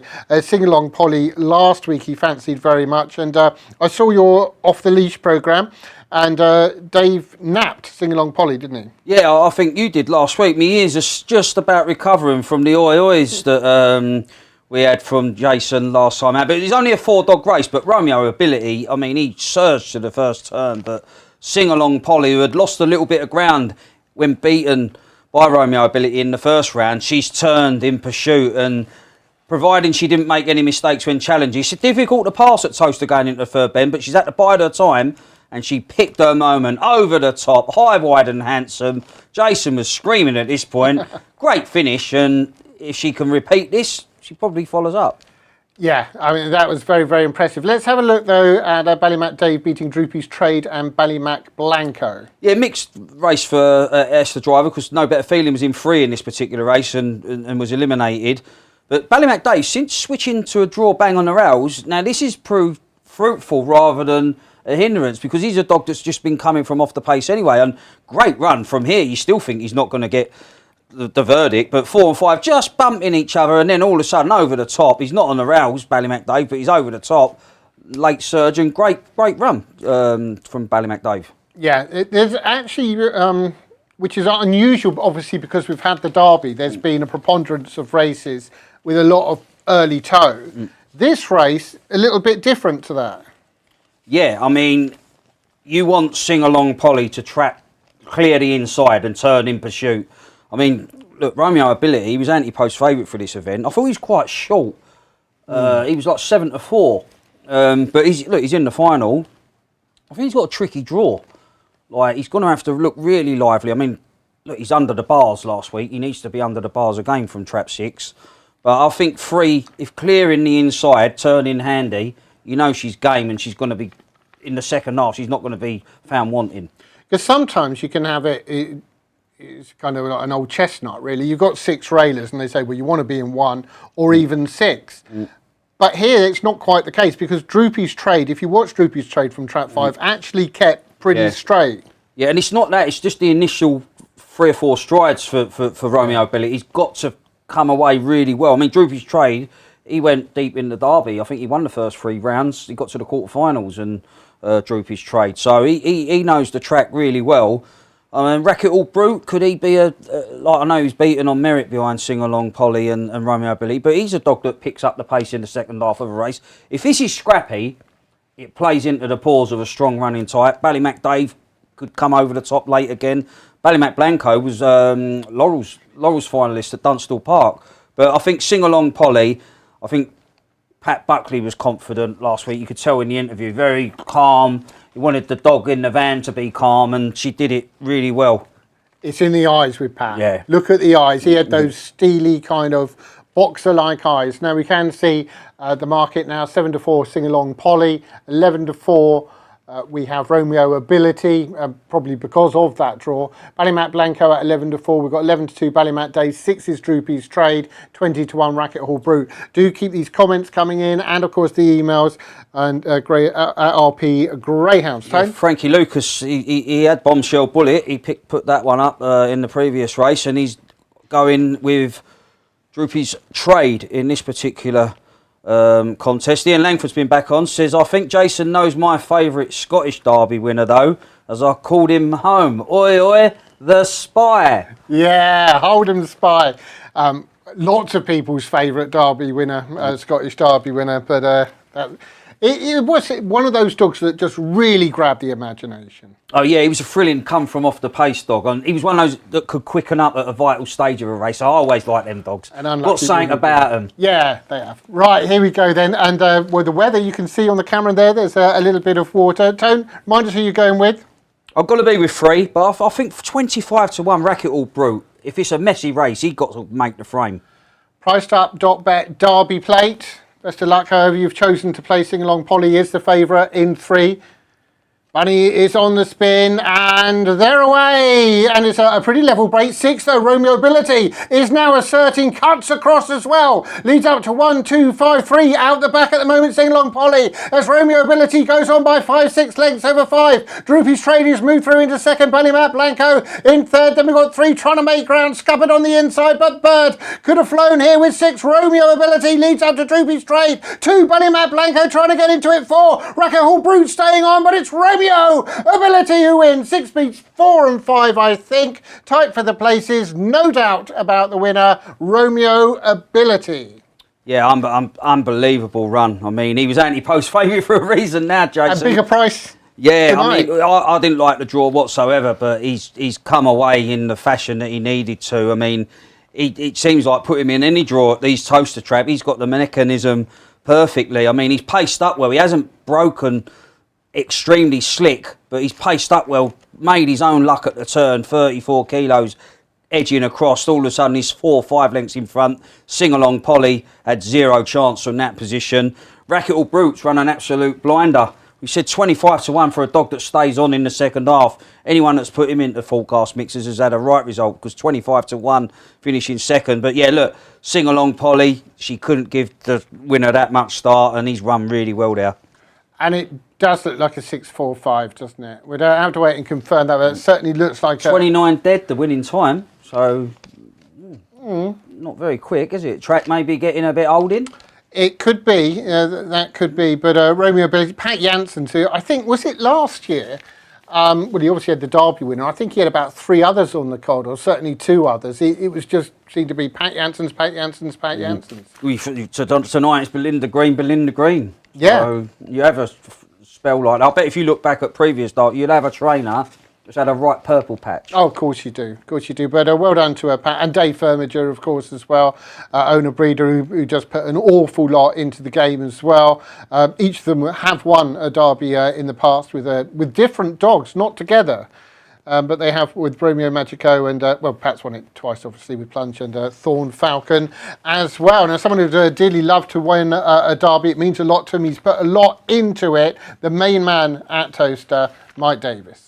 Welcome back to Towcester, and I'm joined by Mike Davis, who is the chief here now. You put on some show tonight. You build it, they will come, Mike, and the people have turned out in their hundreds and possibly thousands tonight. It's very busy downstairs. Yeah, several thousand here today, Dave. We've got everybody accommodated, even though the weather is not as good, but it's a good show. We're rocking. It looks like the pesky rain is going to stay away now, hopefully, fingers crossed. But a big operation undertaken for yourself here. How's it going here at Towcester? Yeah, we're very happy. We're doing it in pieces, so getting the place up to scratch, making sure that everyone can enjoy themselves. We've got great food here. We've got the racing second to none. The track's immaculate, so yeah, we're absolutely delighted. Now, it is the Star Sports and Orchestrate Limited English Ground Derby. What is Orchestrate Limited for those that don't know? Okay, Orchestrate Limited is the company that has Towcester. So big ambitions for Orchestrate, not just at Towcester but other venues as well. So it's creating a vehicle that's going to create racing venues, whether it be for greyhound racing, horse racing or leisure, and making sure that we can represent the places that we're purchasing and putting a big show on. So. Yeah. Now, I had hoped to drag yourself or Richard Thomas onto the race course. It's a bit wet for that, so we'll have to stick to this table. It's coming along nicely. Yeah, we've put a lot of effort and a lot of time and a lot of money into developing the horse racing and making sure that there's a track there that is immaculate. It needs to have the right standards, just like the greyhound racing track does as well, and making sure we've got as much as possible created now so we can go and get regulated and bring regulated horse racing back to Towcester. Have you got any sort of timeline on, we've spoke before about point to point coming here and then rules under racing. What are you looking at? So looking at point to points by the end of the year, possibly early next year, and then if we can get the BHA to sign us off as a track to run rules under racing, rules under racing under rules, then we'll do that back end of next year. It's all happening here. You can get married here, you can have your wedding reception here. I mean, this is a place for everything, right? Yeah, absolutely. We've put a lot of effort to make sure that we've got the right facilities. We're not stopping either. So this whole stand is phase one. Come down to Towcester and see it for yourselves. It's a sight to behold, because we're getting it back to where it was, and the community need it. The community need a hub, and anybody is welcome to come here and see the facilities in themselves. Final question from me. Obviously, champion trainer Mark Wallace, yourself teamed up for the MWD partnership. It didn't work out in the Derby. Strike It Sky was desperately unlucky. But how are things going as an operation? Yeah, absolutely fine. We've taken stock now. We wanted to get the Derby out of the way, make sure that we had the right hounds still in the kennel. So we're looking at where we expand that and make sure we get some new stock in. But we're delighted this year as well. But I just want to say that from last year, where we sort of like there was a bit of domination, this year there's a lot of others who are just snapping at the heels, and I'm sure they're going to be seeking. We want to raise the standards, and that means people investing in greyhound racing, and we're seeing that. So we want people to come and challenge that environment for being the best kennel and best trainer and winning those Cat 1s. So I'm all for that competition. I love it. Well, it'll take some effort for anyone to not mark off top spot as champion trainer, but we shall see. Have a good evening, Mike. It's absolutely buzzing here, so we wish you well. Yeah, thanks very much, Dave. Yeah, brilliant, Mike. He has put so much into the game, and he absolutely adores it. I mean, it's all right seeing him train at Towcester and things like that. I've been to lots of tracks where Mike's just been, particularly in the earlier days when he was living in Ireland, I think, and he's been just sitting there on his own watching it. You know, he's travelling back the next day. Incredible amount of time and effort that he's put into it. Look, he's a man that wants the games to succeed, like we all do. It's a great sport, the passion's there, and he just wants. He sees the bigger picture. I mean, in the current times that we live in, we're always sort of fighting, batting the stick. Like it's always we're trying to stick up for the sport. The sport shouldn't really need stick. It should stick up for itself in that it should be thriving. Look, everything's not, the cogs are not this is not a well-oiled machine, but Mike is trying to make it on his side, what he's putting in on his side of things, a well-oiled machine. And look, people, you can only go on what people see as they leave the track. I had a fantastic night, I want to come back. And that's all you want to do, get bums on seats and enjoy a great sport. Hey, just want to mention, actually, talking about that, obviously we've got our 100th anniversary coming up soon. Dunstall Park are doing on the 24th of July 100 years of greyhound racing. First ever meeting, of course, was at Bellevue, because that was 1926. Are you master of ceremonies again? I think there's others before. I think there's others in front of me in that queue, Tone. No, for the first one you wasn't. First one. No, error was £1,926 each race and £192.60. It's all 1920s themed, so you can do the Charleston and all that type of thing. Okay. The only thing is, and I was chatting to someone about this the other day, because they're recreating the first night, as it were, 6 races. Yeah, so there'd be some gaps and big gaps between the races then. Yeah, but it's a celebration. It's a special. I said, are they going to do the bar at 1926 price? Yeah, that's what you want. That's the only thing that they probably won't implement. Now, we keep, obviously the big thing is in Star Sports and Orchestrate English Greyhound Derby, and we're getting ever closer. So Connections must just be feeling it more and more and more. One of those we've already mentioned is Lee Craze. Well, joined now by Lee Craze, who of course had 2 finalists in the Derby. Lenny's Tank withdrawn, Lenny's Eddie still in. A topsy-turvy, a bit of a roller coaster week, I'm sure, Lee. Yeah, it was a bit. But when Lenny when Tank went home, Paul said he just wasn't right. Had a bit of a problems in trap 6, so we decided not to run him. Best thing. So he's at home, and then we got a great draw in 3. So hopefully, he'll turn up, and if he pings out, we'll have a chance. Yeah, I'm sure if I'd asked you guys before the draw which trap you'd like, 3. It'd be the 3, right? 3. Yeah, he's not been out of 3 since he's been here, so great draw. But look, great night, great dogs, all Irish field, so the trophy will be going back to Ireland. So I wish them all well, and it'll be great fun. But you are our UK hope. Yeah. You're a UK owner, but you're telling me in the week, we did a piece in the Racing Post, that you spend most of your weekends in Ireland anyway. You love the game. Well, tonight we've actually got Lenny's Ash in a semi-final with the Oats in Shelbourne. She's got a good chance. So most weekends I'm out there. We'd rather the dogs or the horses, yeah. Some man to have in your corner, Paul Hennessy, who's won an English Derby, Scottish Derby, Irish Derby. He's trained a winner at the Cheltenham Festival as well. Never be done again, impossible. No man will ever do that. So yeah, unbelievable. So yeah, so hopefully, but he's never won at Towcester. He's never won a Derby at Towcester. No, he'll be the first trainer to win at 3 different venues. Yeah, that's right. On this dog, we've yet to see him really come away. Is that what we're hoping tonight? It'll be a big runner if he does. Look, he's very young. I think this is his 12th race or something. And really this campaign was just to get him ready for maybe Shelbourne, and he's a 27 dog. So this is all a big bonus for us. But I think it's the youngest ever field, isn't it? The 1 and 2 dogs, they're very young. So, we'll see. We'll see. And final question for you, Lee. You're in this game, you're buying all these dogs for nights and moments like this, right? Like everyone knows, I had my first dog when I was 15. I'm 61. So it's a dream, to come this far. To be involved. We're very lucky, and it's a dream.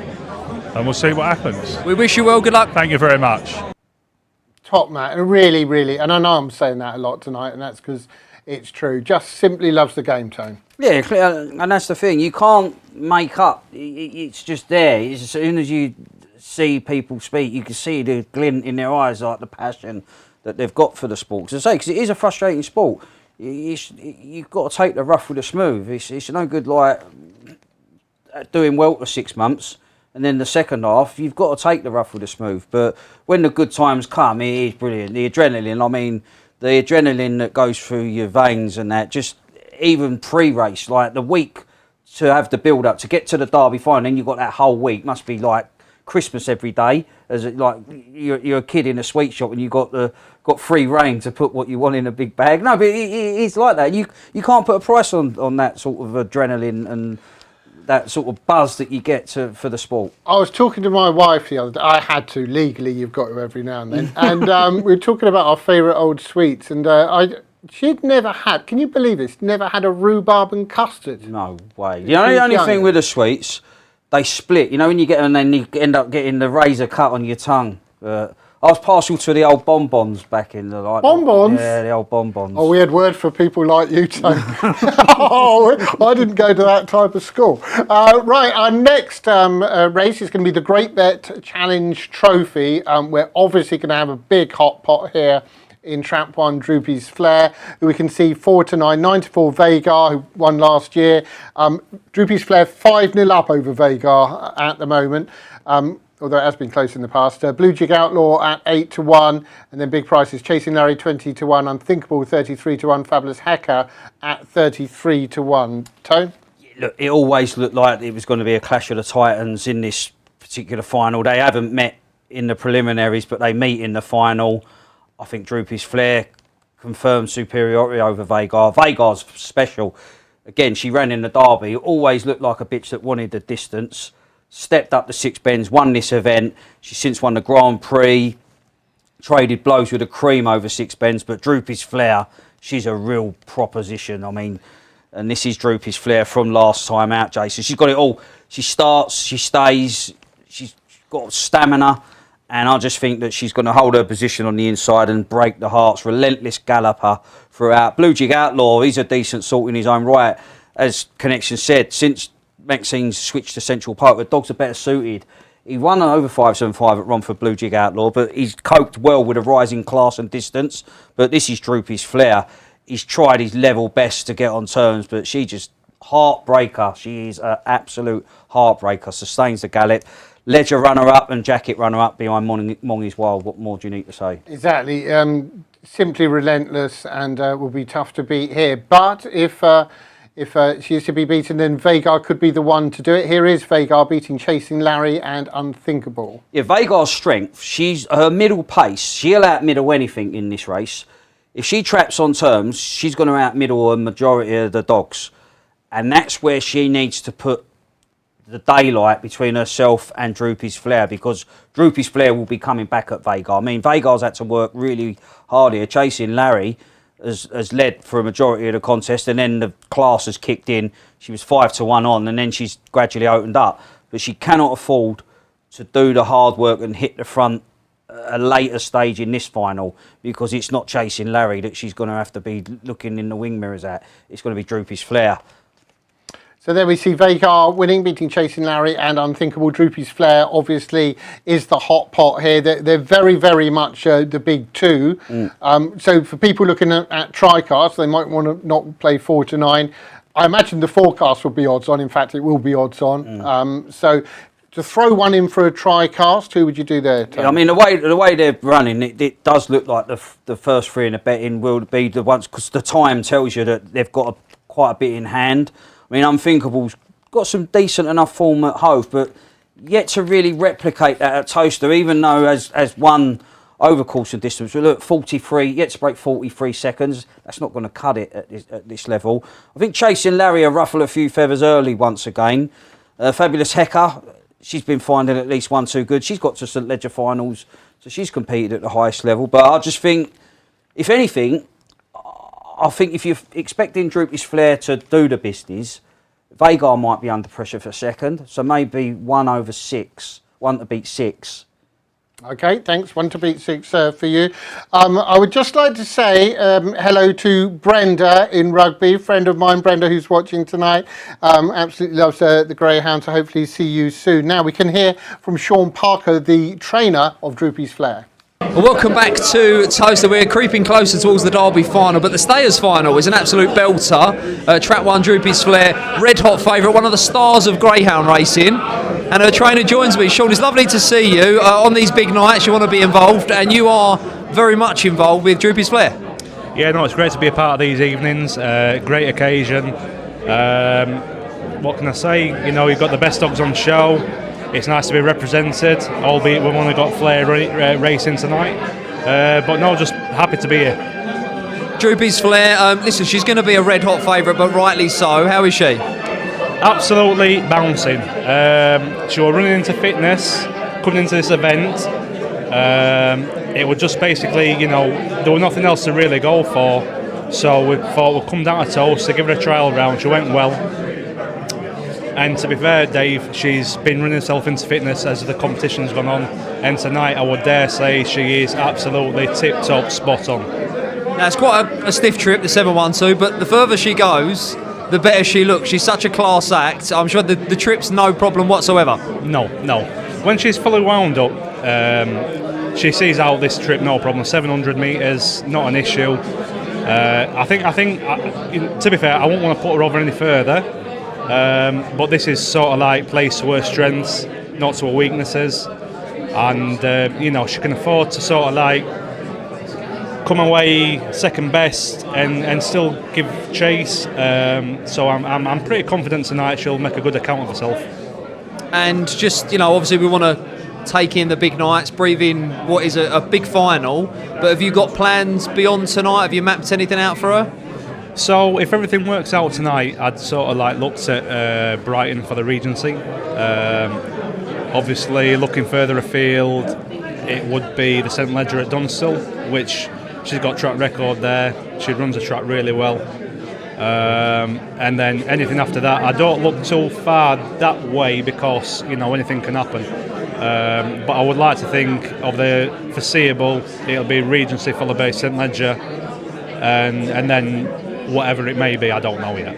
One man and his dog tonight. Might be a good dog, but one man and his dog. What else have you got in the kennel? You've always got a good one in the kennel, Sean. What else you got? I've got a nice pup that got to the Gym Crack final. They actually made him favourite for the final, and a down shadow. He sort of didn't get the rub of the green going into the first spend at Sheffield in the final. Little brothers too, one a down Chip and a down Warrior. He's racing literally in a few minutes at Doncaster. So I'm looking forward to seeing what he can do. He needs a little bit more schooling, so he'll get what he needs. But his main target will be the Puppy Classic at Nottingham. But he looks really exciting. Another dog I've got in, a youngster, he's just turned 2 actually. Magical Supreme. He's been running really well for me at Doncaster, winning and doing good times. So I'd expect him to go above and beyond. But yeah, there's always 1 or 2 coming through, Dave. It's just doing it on the track and taking your time and placing them properly. Good stuff. It's lovely to catch up with you as ever, Sean. We wish you well in the final tonight. Cheers, Dave. Appreciate it. Thank you. Great to hear from Sean, who trains Droopy's Flair. 9-4 on favourite. Final thoughts, Tone? Yeah, for Droopy's Flair, I mean, Sean had the stamina with that interview. Droopy's Flair's got the stamina on the track. See the body language, crossed his arms. No, brilliant stuff from Dave and Sean. And this is the Great Bait Challenge Trophy. Odds on Droopy's Flair, main market rival, and last year's winner, Vagar, in 5, Droopy's Flair in 1. All being checked over. All is okay. And the bunny is on the spin. And they're away, and 6 and 4 have started well. It's Blue Jig Outlaw leading up to 4. That's a Fabulous Hacker, but now getting a pitch is Chasing Larry in 3rd, and it's Chasing Larry goes on 3, 1, 6, 5, 2, and 4, and it's 3. Chasing Larry out in front from 1, Droopy's Flair. We've got 6 on the outside, Blue Jig Outlaw. Lap of the track to go, and still out front it's 3. Chasing Larry who's being challenged by 6, bumping and boring. Blue Jig Outlaw 1, Droopy's Flair looking for a way through on the inside, and here she goes. 3 moves wide, Chasing Larry, and Droopy's Flair, the favourite, has hit the front. Vagar at the moment is in 3rd place, but it's all about Droopy's Flair. Droopy's Flair goes on by 4, 5 lengths over Chasing Larry. Vagar in 3rd place, but Droopy's Flair sets the place alight. 1 wins, 1 beats 3, and I think 5 in 3rd. Droopy's Flair, Chasing Larry, and Vagar. But isn't she a star? Yeah, she's had to wait for a gap to appear, but once it appeared, she's like the Duracell bunny, Jason, relentless, and the further they go, the further she's going to pull clear. Vagar, she was in big trouble after the start. She done this at Sunderland in the Grand Prix. She was beaten at Skinny Odds in the semi-finals. Tried to rush to the turn, but this Chasing Larry, he's been a model of consistency to the winning line first time, and he's been a bit of a nuisance dog to the big guns because he's been putting himself in front. All of a sudden, Droopy's Flair, she just had to ride her luck here because she could have been silly and run up the back of dog or got squeezed out, but she just sort of 5 and 6 have come together there, and all of a sudden she slots up on the inside, and it was Rolls Royce-esque thereafter because she's in a rhythm. She's got the freedom of Towcester. The sheep were even giving it oi in the field, Jason. That's how good she is. Absolutely pulling clear. Vagar again was up against it. She needed to be in front by the sprint boxes first time around, and it's all about Droopy's Flair. Brilliant performance. Really was something to behold. A real superstar. And well done to Heather Dimmick and Chasing Larry as well. Holding on for 2nd there, and well, invariably is 1st or 2nd, very rarely out of the places, and there'll be other days for Vagar. As you say, it was quite early on, got that. And as I said, like if you felt Droopy's Flair was going to win in that style, I couldn't see Vagar being in the frame, like 2nd. So obviously anyone's put Chasing Larry in, then they've got a nice dividend. Yeah, they've done really well. We are getting closer and closer, of course, just one more race before we have the Star Sports and Orchestrate English Greyhound Derby final. That's at 9:18, just 9:18. As we keep saying, that welfare is absolutely paramount, and that's obviously prior to racing, that's during racing and after racing. And some people who are absolutely key to that and do such a wonderful job are the vets.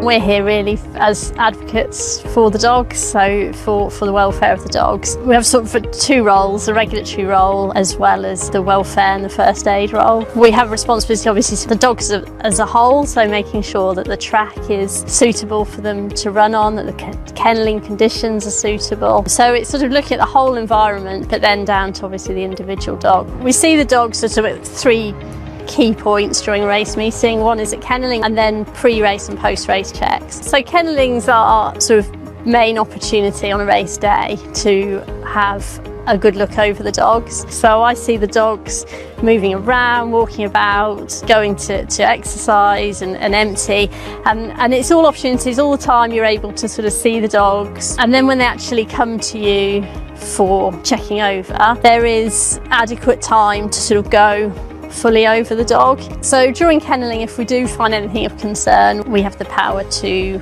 withdraw the dog. And that's really important that we do have the last word on that, whether a dog's fit to run. When we've decided, yes, they are fit to run, good to go, it's then our responsibility to be watching the racing, to see every race for obviously incidents which are obvious when there's an injury, but also underperforming dogs. So pre and post race, I'll be standing outside as the dogs go to the track, and I'll see them trot past me and just make sure everyone's sound.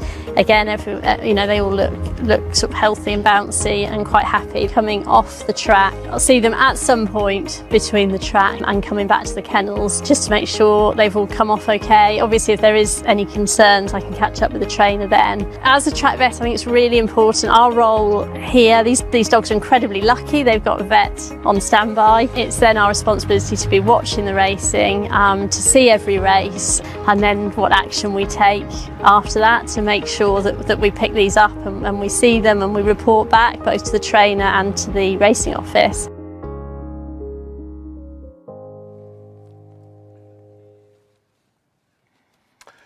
Good. She's such a lovely lady, Polly. She really is, and an absolute stalwart at Towcester for many years. I think she might have actually moved on from Towcester now. I think I'm right in saying that.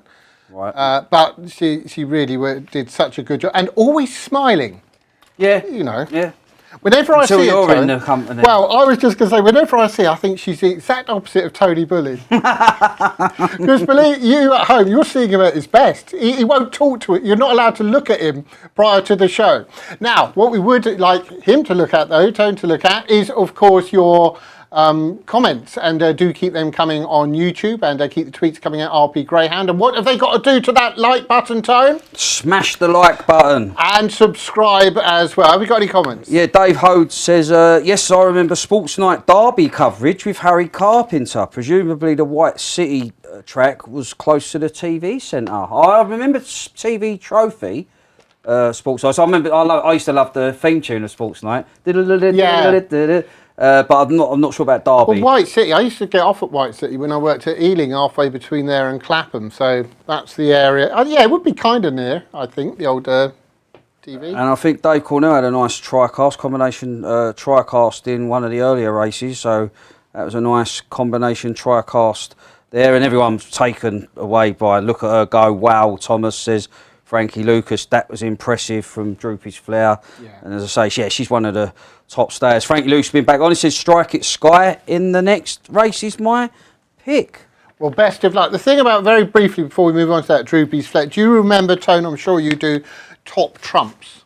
Yes. If you had like speed, or all the different things, stamina, track craft, trainer. It would just all be. It'd be like was the Incredible Hulk, the good one in superhero. Remember in football, it used to be. Oh, who was that? Played for Man City. Colin Bell. Colin Bell used to be the. Okay.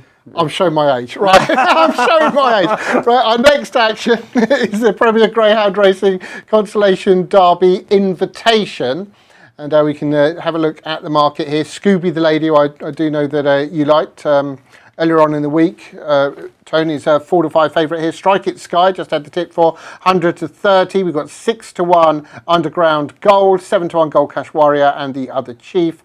And then it's 50 to 1 Bombay Hawk. Yeah, look, a nice £5,000 one off, and rightly so. I mean, these dogs and bitches give us great entertainment during the course of the Derby, and they deserve their moment to shine on Derby Final. Right? They just come up shy, a few of them, particularly Scooby the lady and Strike It Sky was eliminated from the separate semi-finals last weekend, but I've always wanted to see them clash, these two. Like, it's a shame it wasn't tonight's final, but they've both got everything. Scooby the lady, I'm going to say it, did she get beat by Texas Jackie in the first round after leading? But she's a star. When she gets to the front, she upstaged proper heiress in the Kent Plate at Central Park in a track record time. I think she pings the leads up the middle. Strike It Sky's got great second to third pace, and that's when it'll be race on. I want to see Scooby Lady lead, Strike It Sky turn second, a length behind. Now it'll be great buckle down the far side. An Underground Gold, Monmore Puppy Derby star. I mean, he done 27.70 at Monmore, which is absolutely crazy fast for a youngster, and acquitted himself really well in the Derby, I thought. Strike It Sky never ran from Trap 5, but has one from Trap fought a couple of times, including here. Well, I was impressed with Strike It Sky in the Derby. Obviously, she was beaten. Everyone thought the Brighton Bell was hers. She had one paw on it before setting foot in the boxes. And she didn't really perform. It was a flat run in the final. But the run behind Hackney Corner, Connections must have been grinning like a Cheshire cat, because that was a brilliant effort. And she confirmed that promise by winning the next 3 times. She showed that she was there to have a deep run in the Derby. And look at the name, sorry, Tone, to Ballymac De Niro and Ballymac Ralph. Yeah, and it was the way she does it, because she's not, again, flash from the boxes. It's a second or third pace. She won that Future Stars at Newcastle. You watch her off the second bend. She's a match for any of the dogs or bitches. From second to third, she's got some brilliant turn of speed, but she's going to have to show that from this draw. I think Bombay Hawk, on everything we've seen, he's pitched in the deep end. That's no disrespect to the dog. Gold Cash Warrior, now he's a nice dog. I think if he could just polish up his trapping, he'd be a proper dog. He's a good dog, but just polish up the trapping and you're going to be a proper dog. I remember you commenting on the other Chief, ran an absolute, nearly qualified for what's the final that's tonight? It was one of the races, it might have already been run, but ran an absolute stormer. But whether he can give these a start and a beating remains to be seen. But I just want to see a clean run race, 3 pinging the lids up the centre, Strike It Sky, counter in the early move. Now let's see who's the best bitch. Yeah, the Derby Plate was the one the other Chief almost qualified for. Now, someone who's qualified as certainly one of the top trainers at Towcester this evening. She's having a rare day out, as she often does at the Derby Finals a couple of years ago with Ninja Kerry, of course. I'm talking about Belinda Green. Well, welcome back to Towcester and Red Hot Kennel, Belinda Green, 3 winners on Derby final night. Some going, Belinda? Oh no, 3 out of 4 is not a bad night, is it? We'll take it every day of the week. Ray Bella Bullet, of course, 3rd in the Oaks last year. She got the ball rolling and it's been pretty smooth sailing since then. The dogs have run ever so well. Can't complain at all. No, we've been really... It's definitely nice to have, especially on a night like this. It's the only night you really want it. So no, absolutely chuffed. First time I've ever had a hat-trick on Derby final night. So no, absolutely delighted. Well, they don't come round too often. People will be flicking through the race card. I wondered if you got any more. No, that's my last one. We'll end on a winner. Now. We'll just enjoy the night. She's quite lightly raced. This bitch who's just won here, the bitch's final, Bombshell Bullet, but she's quite strong as well. So once she led out the second turn, the right was on the wall. Yeah, I think that was her 24th run for us now. 10 wins, I think that is. No, absolutely delighted with her. She starts, she stays, she's not got bad middle. So, no, absolutely delighted with her. It took a little minute for the penny to drop, but the penny's definitely firmly dropped now. So, no, delighted with her. Now, you always seem to be a trainer with good bitches in your kennel. I don't know what it is, but every year you've got a nice team of bitches, and same again this year. You can't beat us ladies, can you, Dave? You always can't beat us ladies. No, Billy always loves a bitch as well. So, no, we're always going for bitches. No, look, everything's going well. Right, I'm keeping you out the photo. Enjoy, well done. Lovely, thank you. Yeah, brilliant. Always enjoy talking to Belinda. I think the last time I saw her, she had red hair. Red hair? What was it, for a charity or was it for a bet? just one of those or things. Was it to warn you off? And I tell you, I saw Gary in the background there. He didn't have shorts on. He's always in shorts. I was on RPG TV many moons ago with Belinda, and they didn't have necessarily the kennel strength that they did now, and they were saying to me how they want to get a nice kennel of dogs, and then all of a sudden the success come in the big events at Hove and that, and it's been onwards and upwards. And so 3 out of 4 winners on Derby final night. I mean, Teddy acquitted herself well in the Stayers event as well. Yeah, and it was Ninja Kerry who got to the Derby final. Wasn't that the first Cat 1 Sussex Cup? Sussex Cup, yeah. And they've actually taken advantage, if you like, with the situation with Mark Wallace and obviously now just training for people like Billy have come over. It is difficult. Look, you're only as good as your tools. You know what I mean? You've got to, without decent dogs, you're not going to be beating the best. But all of a sudden you get success, and success breeds confidence, and you get owners start putting dogs in. And that's what it's all about. You want to put your name out there, show that you can go toe-to-toe, because that's all it is. If you've got good dogs, there's like one man and his dog trainers that was equally as capable of turning out a dog as an established professional trainer. Bruno Berwick. He only had. Oh no, did he have like 3 dogs? I think when he won the Derby. Yeah, but like that's. But you know what? I was just like my making dad only ever the max he could have was 6, but he never had 6 dogs. There ain't enough hours in the day. Genuinely, one man in his band, there genuinely isn't enough hours in the day. 2 to 3 dogs max would be the like for a trainer to be hands on and spot everything. Okay, thanks for that. Now, someone who's very much hands-on is, of course, Ben at Star Sports. There's always the battle. It's been ongoing for a few weeks now. Derby final night, usually cash is flowing and going backwards and forth all over the place. Who's winning, punters or bookies? Let's get the halftime report. Right, why not have a half-time update with Team Star on the pitch? Listen, I'm going to come to Lofty first. We heard from Ben earlier. Lofty, you've been tapping away on the machine. How's it going? We're in front, yeah. It's been very busy. I've got a beer in my bonnet. It wanted to start the engine, and the queue was like literally going back to Milton Keynes somewhere. Since then, it's been okay. We managed to get a few quid out of the skinny ones. I think Carmen and I are both quite keen on those Shadow Storm, trappy dogs in sprints, and we got a few quid out of him at the odds on. Did load a favourite there as well. So yeah, we're having a reasonable night at the moment. But a lot can change yet. We obviously got a few big liabilities. Hackney Corner later on. We're not keen on that. Hackney Corner, and Sing Along Polly and make Hackney Corner even worse if that comes along. So long way to go yet. Even though we're race 10 now. Well over halfway, but it feels like we're not halfway at all. Come in a little bit. Listen, I've had a Mary. You're a tall beast, and I'm giving you a bit of height here. Can't you just stay away from all the trap 2s, Lofty? That just seems to be the case, doesn't it? Just if they're in 2, they smash out. It's back to 2 dog, yeah. Like they always sort of trap 3 and trap 4 with the ping boxes, but trap 1 and 2. Might even get a trap 1 or 6 come out here one night. I haven't seen one happen yet, but I mean, having bet Lenny's tanked myself from a Derby at anti-post at big prices. At least we ain't got a 6 I'm going to ping out there. Might myself I get paid as well for the each way part of the bet. That's a bit of a quandary, seeing a couple of my accounts in the morning. Right, final one from you before I get on to Ben. Take your Star Sports hat off.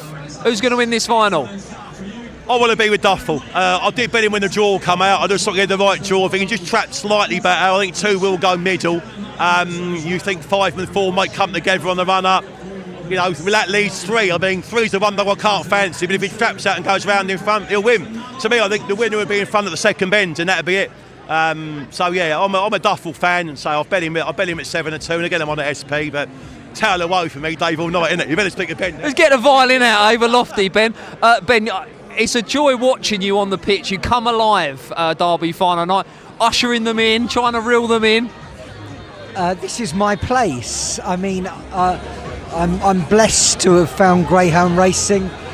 I can go to any dog track in the country and talk to anybody.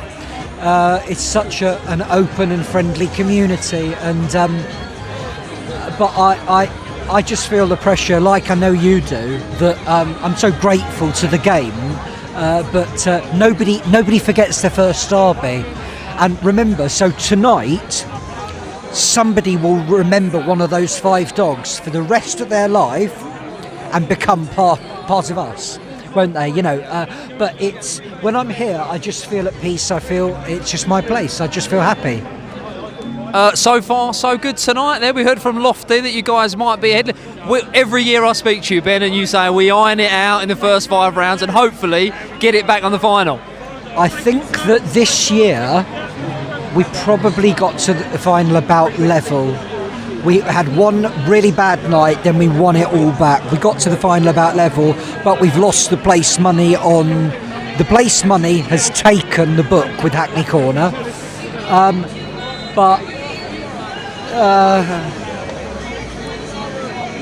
We're well winning tonight.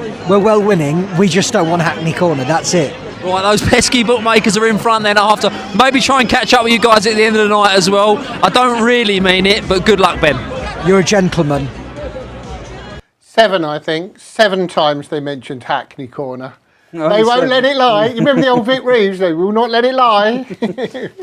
Yeah, but brilliant by Lofty and Ben there. Now, Premier Greyhound Racing, then Constellation Derby Invitation. We've spoken about it a little bit. Of course, kind of alluded to. We've got the Battle of the Bitches in Scooby the Lady and Strike It Sky, who you would have got, who jointly won the best bitch in the Derby. Yeah, what was that game show? There's a difference of opinion. Well, there's a difference of opinion with a few on the chat. Frankie Lucas says Strike It Sky in the next is my pick. Mark Green says Scooby the Lady looks like a penalty kick. So all different opinions on the clash that we've long awaited between Scooby the Lady and Strike It Sky. And that is, of course, what it is all about. Now, here we can see the bet in Scooby the Lady, 11-8 on, 2-1 Strike It Sky, and then you're getting 7-1 Gold Cash Warrior, Underground Gold at 7-1 as well, 18-1 The Other Chief, and 33-1 Bombay Hawk. I know that they are a vociferous bunch who will be screaming on Underground Gold. I believe that they're in the restaurant as well, Tone. Yeah, look, he's a very nice dog. He won the More Puppy Derby. He needs to look lively from trap 6. Right, just all going in then. And it won't be too long before Premier Greyhound Racing Constellation Derby Invitation. And then the next one is the big one, the Star Sports and Orchestrate English Greyhound Derby 2026. Right, here we are then. Ready for the off, bunny on the spin, and away they go, and 6 has missed it, 3 hasn't. It's Scooby the Lady who's got away here, leads up to 1, Gold Cash Warrior on the inside, then we've got 5, that's Strike It Sky, who's now moved through into second, and it's the clash with the big 2, Scooby the Lady, Strike It Sky in second, 3 lengths back to 1, Gold Cash Warrior, then 2, 6 and 4, it's Scooby the Lady, Strike It Sky on the outside, look at the pounce, but it's still Scooby the Lady, Strike It Sky, it's a buckle, Strike It Sky on the outside, Scooby the Lady on the inside, it's Strike It Sky who wins, 5 wins, beats 3 and 2. Strike It Sky wins, beats Scooby the Lady. What a race that was, and the Other Chief has stayed on for third. Right, that could be race of the night. Wow. I know we've got the Derby final, but I said I want to see Scooby the Lady out in front of the second bend. Strike It Sky turned second, a length behind. She was further than that behind. I mean, what an exit from 3. You can't come away any better than that.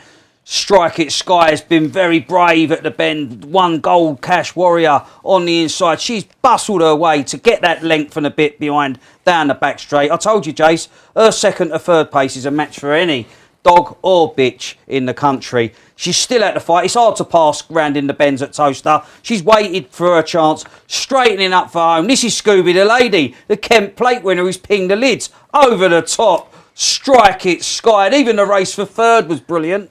What a race. Brilliant, absolutely fantastic. That's what we want Derby final night, especially as the perfect aperitif before the big one, which will be our next race. We're obviously going to have lots of build-up, but before that, this. You're up early, checking going reports, scanning trainer form, hunting for market movers, watching all the replays. What if it was already done? The Edge delivers everything serious punters need every morning at 8 AM, either straight into your inbox or on racingpost.com. Going stick analysis that takes the guesswork out of going descriptions. Percentile scores showing which trainers and jockeys are genuinely hot and which are not. Overnight market moves. Eye catchers from our analysts who also open up their horse trackers just for readers. All the insight with none of the legwork. Because if you're going to bet seriously, you need a serious edge. Yes, do check out the Edge. I can't do my U2 joke because I did that last week, didn't I, Tone? I'm still blown away by that race. I could watch that. I know I've fancied Scooby the Lady and made it one of my best bets of the night, but that was just we wanted that buckle, and boy, did it live up to expectations. And let's be honest as well, things haven't gone terribly well for the Wallace, Kennel and Mike Davis. Prior to tonight, rather obviously, and even tonight to an extent as well. So to have that is the perfect fillet. What if you are down in the dumps? Then that's got to put you up there on the spectrum, because to do that to the bitch who's done everything right at the start. Scooby the Lady has done everything right. She's run her A game. She's brought her A game. Strike It Sky, the middle pace. I mean, she's a phenomenal. They're both phenomenal bitches. But what a race! And I'd love to see them clash at Hove. Any venue, they should have a series. Tracks should invite. Back in the day, you used to get appearance money for certain dogs, like your Ballyregan and Bob Skurlock champs. They would get, because people would flood to the tracks. I mean, I know it's different times that we live in, but I think certain dogs should be attracted to the tracks to have a clash. Yeah. Because I could watch races. That's what makes this sport. 100%. And gala cards, that's the thing. I mean, I know obviously we've got one tonight, but that's the thing. When you have clash after clash after clash, and you build up, you know, to the finale, that's what I you even want. said, like, because they would take turns in beating one another, but they could have an aggregate distance. So even like the clock, so you could have that race at Towcester, then they go to Hove, and then you add it up. Like, obviously, if you get bashed about, then there's a certain... Not like the Tour de France, they do it so there's a certain time limit that you can get defeated by. But that would be a great talking point. Brilliant. Wonderful, wonderful race. Do tell us what you like. And what have they got to do to that like button, Toad? Smash it. Like that race. If you didn't like that race, smash that like button. And also... subscribe as well, where there's lots of great content on the Racing Post, as you've just seen there, Witness with the Edge. Now, the big one, the Star Sports and Orchestrate English Greyhound Derby 2026. Unfortunately, as you've heard throughout the night and probably over the last few days, Lenny's Tank does not take part, but we've got 5 runners, and what a 5 we have got. There's our sponsors, Star Sports. These is, of course, a price guide. I'll go down the card. Ballymac Duffel, 9-4. Ballymac Ralph, 9-2. Two brothers there. Lenny's Eddie, 8-1, cannot be discounted. Hackney Corner, so good last week, 4-1, and Ballymac De Niro, the favourite, at 2-1. An all-Irish final and a brilliant final tone to boot. And could there be a flip-flop in the favourites? I mean, is De Niro guaranteed to go to post favourite? Do you know, apart from one person who I can't remember who it was earlier on today on our show, and myself actually, I've not heard anyone tip De Niro. I really haven't. It's all been Ralph Duffel. Which is Ralph crazy. Duffel. I mean, De Niro, he was the talking dog. I know Duffel did the track record in the first round, but De Niro was the talking dog in the manner he fluffed these lines, looked like he was potentially out, but showed that great recovery pace, was beaten on merit by Proper Aris, but that wasn't... People couldn't start putting a line through the dog saying, well, he can't win a derby. He's turned second to Proper Aris and has been beaten on merit. He then ran a blinder behind Strike It Sky again after turning in a bit of an unpromising position, and then bang, bingo break, brilliant acceleration, 28-21, and then one spot off the track record. But I did say last week, if he was drawn the other side of Hackney Corner, I think his chance would be harder. I think he'd be 5-4. If he was in 4 and Hackney was in, he would be 11-10 5-4 shot. Now, you did say that. And also Liam and a few others, and yourself actually was saying about Duffel being on the... In fact, the first thing you said to me off air, I think it was last week, was Duffel will want 1. But now do you think this kind of almost affects the prices too much, that people have had that day, then they have to draw and they've all got it set out. They've got, right, if Duffel goes 1, I'm going in. If De Niro is outside Hackney Corner, that's going to push that. You know, they've had time to think about the race prior to it being drawn, and that can kind of over-affect it. Yeah, I mean, look, this is just a brilliant race, and let's have a recap of what we saw in the semi-finals, Jason, and give us a few more pointers. And this is Ballymac De Niro. I mean, again, I sound like a scratch record. Not a slick exit, but the pace within 5 strides. I know there's a bit of jostling in behind, but he put himself in pole position at that stage anyway. The gap was just widening down the back straight, and he has peaked at the right time as Ballymac De Niro, and if he maintains this level of form, he could be potential Derby winner. Yeah, very impressive De Niro there, beating Lenny's Eddie in second, Ballymac Duffel in third. Now let's have a look at the second semi-final. Hackney Corner, what a start, beat Ballymac Ralph, and Lenny's Tank unfortunately doesn't take part tonight in third. I like the way this dog goes about his business. He runs a lovely first 2 beats. He's not jinking, he's not checking up, he's not diving in, not moving on. He keeps a nice straight line and races a bend. Now 2's on his coattails here, but he just kicks again. He feels the presence of him, and he's posted his fastest time of the Derby in the semi-finals. And we said throughout the Derby, even when we picked it up in the third round, one of the most open derbies ever, but Hackney Corner was, if you like, one of those that was at the forefront of the market, but that was because of really about 4 weeks or so before the derby itself. Surge, everyone. There was the surge, wasn't there? Yeah, that I just think I think the more anti-post money that could have been put on, it would have been. If it was been accommodating. But did anyone catch the eye of Ballymac Ralph there? I mean, he got stopped down the back straight, and to recover. And this is what I like about Ballymac Ralph. he's got a flash start in him, which he put. When he beat Hackney Corner, he broke Hackney Corner. He destroyed Hackney Corner because he's a strong dog. Same as what Duffel did in the early rounds. He was a strong dog getting on the bunny at an early stage, and they're never going to get caught. They're going to be posting up fast times with wide margin wins. When the draw come out, I did like the Ballymac Duffel draw, but I just think they've underestimated I don't think there's as big a gulf in times or ability between the Litter brothers in 1 and 2.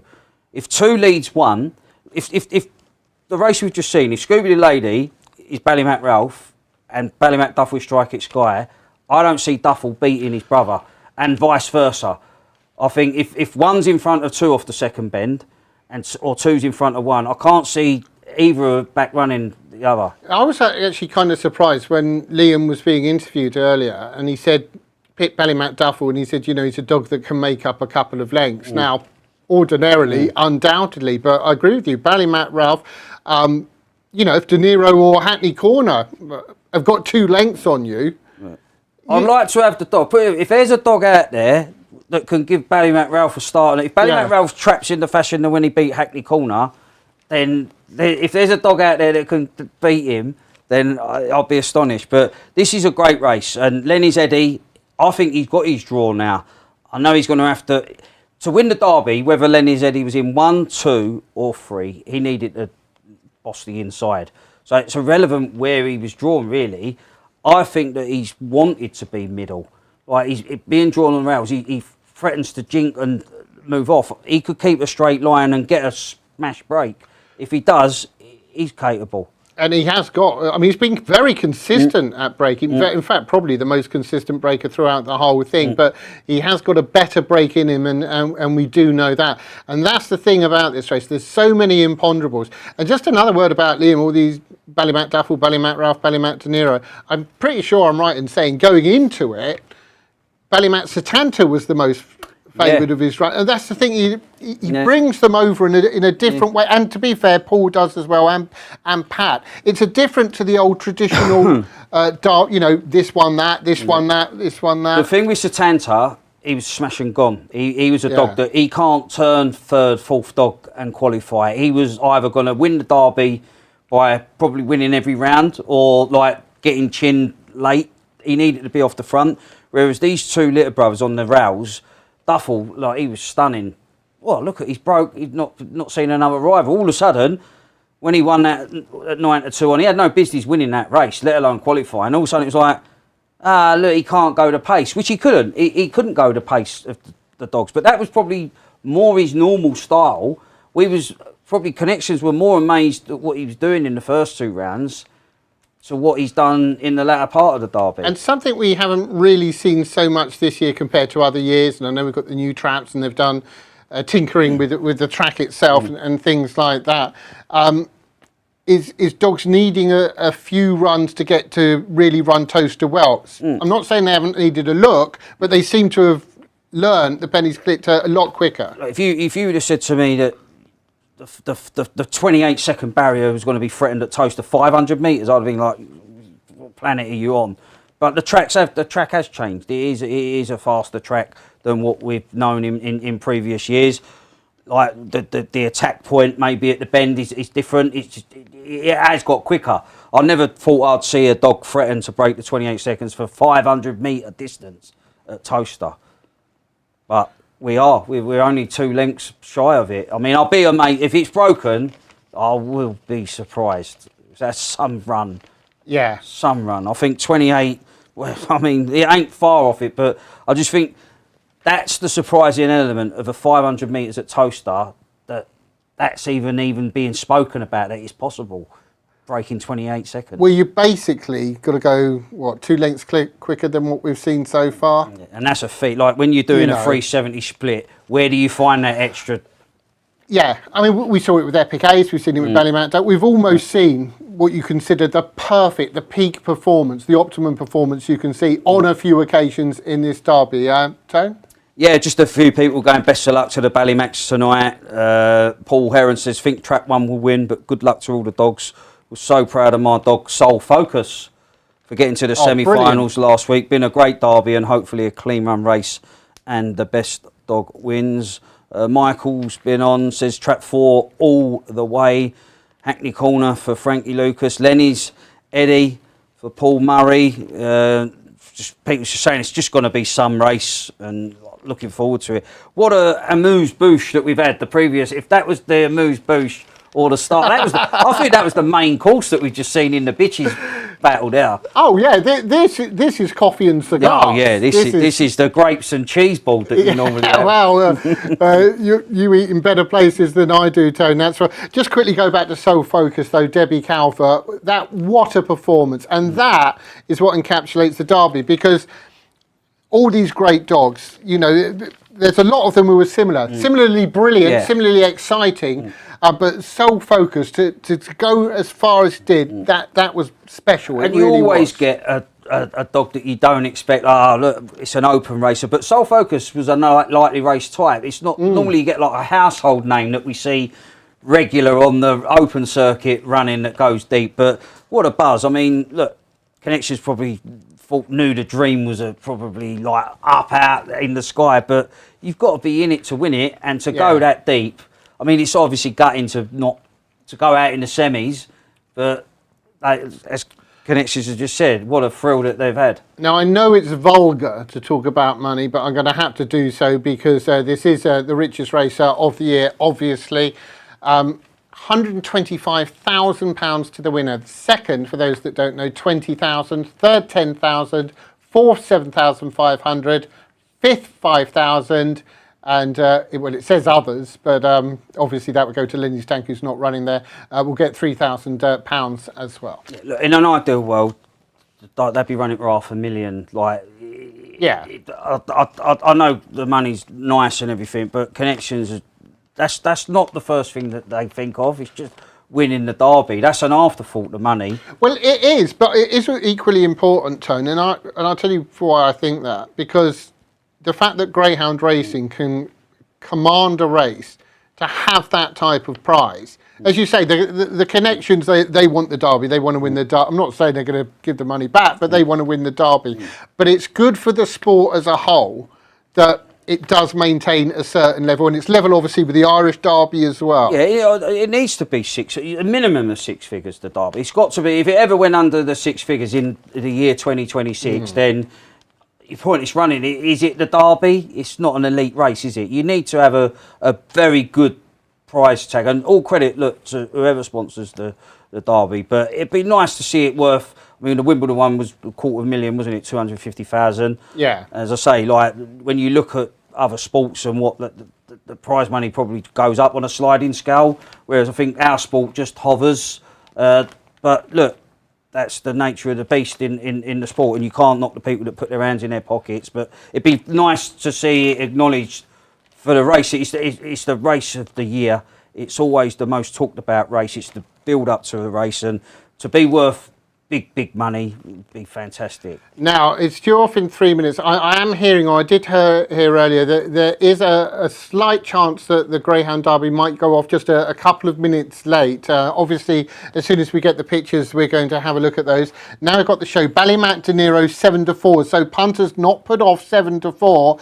The talk was perhaps of flip-flopping favourites. 7-4 Ballymac De Niro, 2-1 Ballymac Duffel, 100-30 Ballymac Ralph. A lot bigger earlier in the week was available. Hackney Corner at 4-1 and Lenny's Eddie at 9-1. And it's good to see that the weather is playing ball. Those crowds will be electric. Yeah, and this is where the crowd, the anticipation. I think the dogs can even feel it through the lead of the people parading the dogs. It's nerves, it's adrenaline, it's the whole lot. It's a weird thing because you've been by dogs parading for the Derby, I have, Tone. They don't want to be there. They don't. They just want to get out to that traps, be away from everyone, be alone with their dogs. But it's one of those things you do. You know, you've got to have to do. Yeah. The only disappointing thing is it's daylight. I'd love it. Yeah. If it was night time, you cannot put a price on that extra atmosphere where it's really dark, and it's just absolutely phenomenal. We've got a few comments. Michael says Trap 4 lead all the way. Paul Murray loves the show. Roy on the road says good show, fellas. Best of luck to all connections. Secretariat says Trap 6 is nailed on. Well, I think that'll be doing well. David Owen says great show, lads. Better than Epsom. Tic Tac tips. Ballymac Duffel is a powerful finisher. Gary Noble says obviously there's an auction. Get people to take a look at the pup auction for retireds on the Greyhound Trader as it's really hotting up, and there's some brilliant bred pups on there. Mike Moore says Greyhounds are magic. Frank Lucas, 100% great coverage. I've enjoyed it a lot. Anthony Duggan says best of luck to Michael Henderson at Towcester tonight. Oi to Hackney, come on Hackney Corner. It's really building up. And Paul Heron says thanks for mentioning Soul Focus.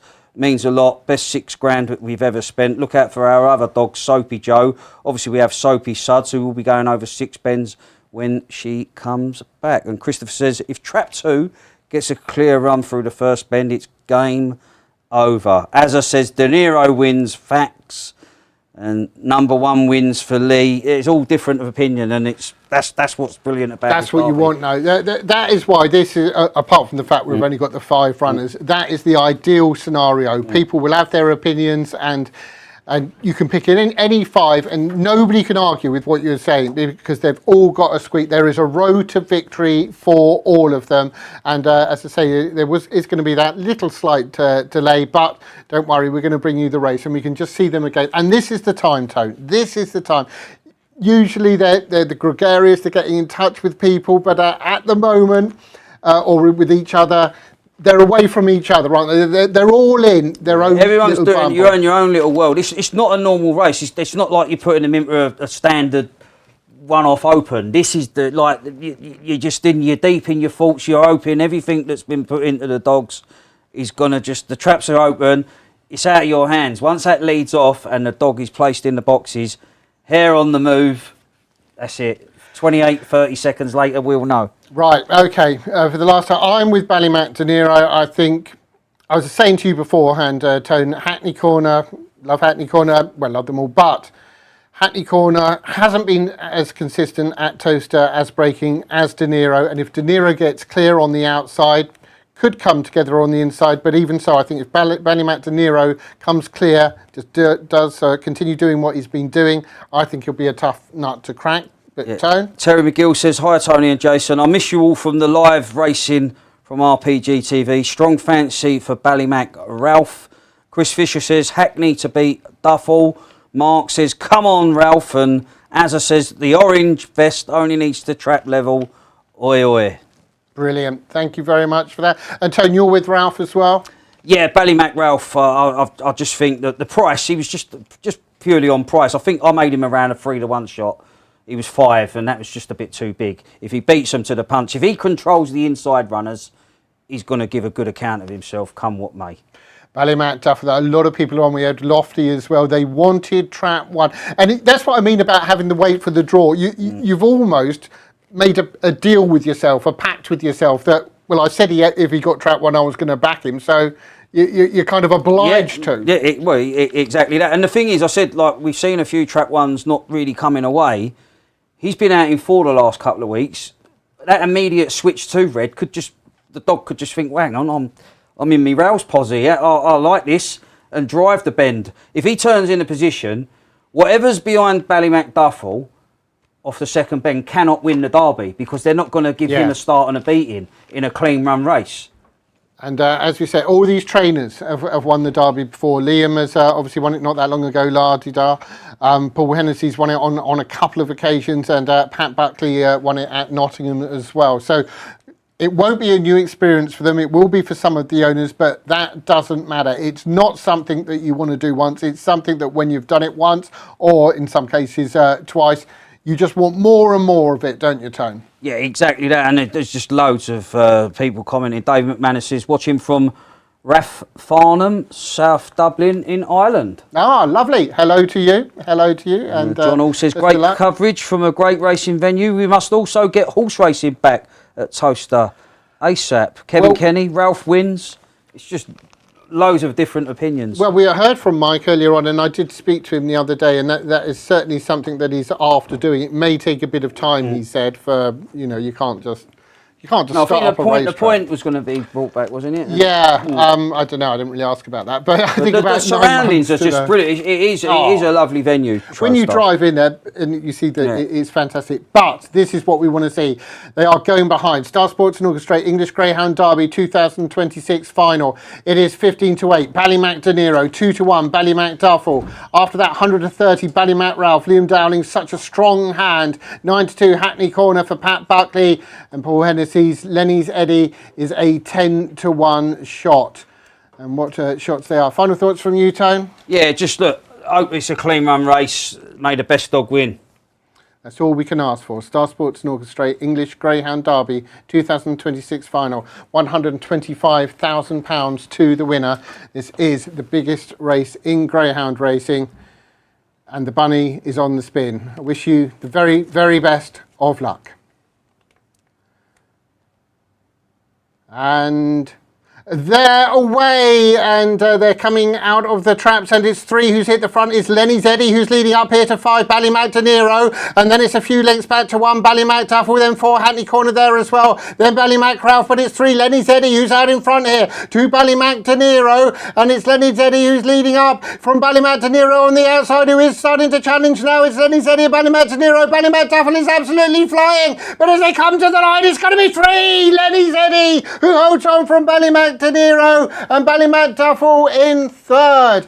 Do apologise about some of the stuttery transmission there, but Paul Hennessey and Lee Craze have won the Derby with Lenny's Eddie. Well, he got his start and he's done it. He's absolutely got his bingo break up the centre. Needed to lead wherever he positioned. We said that if he don't lead the inside, he's not going to win the Derby. Ballymac De Niro's turned a clean second, but Lenny's Eddie, Paul Hennessey, what a performance produced on the night it matters most. Ballymac Ralph never ever featured, missed a break. Ballymac Duffel tapped for a yard of early, did stay on in the latter stages. Hackney Corner was denied the luxury of leading, but Lenny's Eddie has defended the lead and he's crowned Star Sports and Orchestrate English Grand Derby winner of 2026, Jason. And Paul Hennessey, it's just this incredible man, the first man now to win a Derby at 3 separate venues. Obviously, from the horse racing world, he's won at Cheltenham Festival, he's won at Punchestown from Greyhound Racing World. That's English Derby at 3 separate places. He's also won the Scottish Derby. He's also won the Irish Derby. The way they took Lee, the owner, and Paul himself, and Susan, Lenny's tank being out of it, I wouldn't say they were phlegmatic. They were upset, but they didn't let it affect them. They didn't let it affect the Derby itself either. They didn't want to put a dampener on anything, and they've come here and they've got their just rewards. Steady Eddie on the night, wasn't it? He was just out, perfection out the boxes. The lids open, the flash of white vest. He did what he needed to do. The others had their chances in behind. I was a little bit disappointed that nothing else really struck a blow. I didn't think he ever looked in danger of relinquishing the lead, Lenny's Eddie, at any stage. Ballymac Ralph was never in the hunt. He just got tapped for early pace. Ballymac Duffel likewise. Ballymac De Niro, he did what he's had to do, but it just shows you how we did say whoever was probably in front halfway was going to be crowned a Derby winner, and that's proved to be the case. Yeah, Ballymac De Niro is the one that's 28-20. Oh, 28-20. Wow. Well, that tells you ain't going to be coming off the back of the 28-20. Is the one who's got beaten, who's run his race. Ballymac Duffel, I know, got going late, and we know he's capable of that, but he could have had, it's a big word in greyhound racing and sport, could have had a better start. Lenny's Eddie, of course, has done what he needs to do, but Ballymac De Niro, that run would win a lot of derbies. Oh, without a doubt, yeah, without a shadow of a doubt. I mean, again, every one of these dogs in this derby were capable of going low, 28-20. And the leader, if you're leading off the front at Towcester and doing 28-20, you're not going to be... It's the same at Romford. You break in the 24-second barrier in front, you're not going to come from off the pace to beat dogs when they're off the front. They're class dogs off the front, enjoying what they do. And it was just a great run on the night. Again, I think as much as Liam would have been delighted with the draw of Ballymac Duffel, Ballymac Ralph, Paul Hennessy would have been pleased that he's drawn 3 because he needed the lead. And it probably inspired a better break than had he been drawn red. He would have probably missed the break had he been drawn red. Drawn 3, he's just got a lovely break. Yeah, and well, almost amazingly, first time in 3 in the comp as well. And so it's something new. And when you're the outsider, you take any positive. I mean, before it doesn't matter in the race itself. Lenny's Eddie didn't know, but an outside, he wasn't a rag. Like he wasn't double figures. I mean. It was well, and that's a good point actually, because he wasn't double figures against this lineup, which shows you the esteem he was kind of held in. But he showed he was as much as we said Ballymac De Niro's peaked.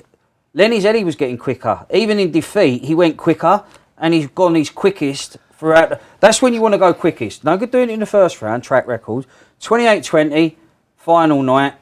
Job done. Yeah, and it just shows you that we all, and understandably, the first round goes, we're all making our assumptions, this and that. Got beaten by Sal Acres lockup, who ran a corker for Peter Harnden. And you might have, because was beaten at 5-2 you might have thought, oh, Lenny's Eddie, brilliant, beaten in the first round. He's not training him for the first round. And remember, they said this was an experience coming on, and wow, this is some experience He's now. going to be back next year. Yeah. A year older. Wiser, probably stronger. You've got your Derby favourite at the moment.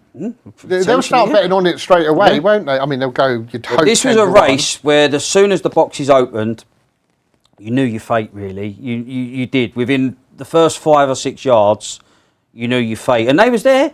They was in behind. They was good enough. We saw Strike It. Look, Scooby the Lady in the race previous got a bingo break.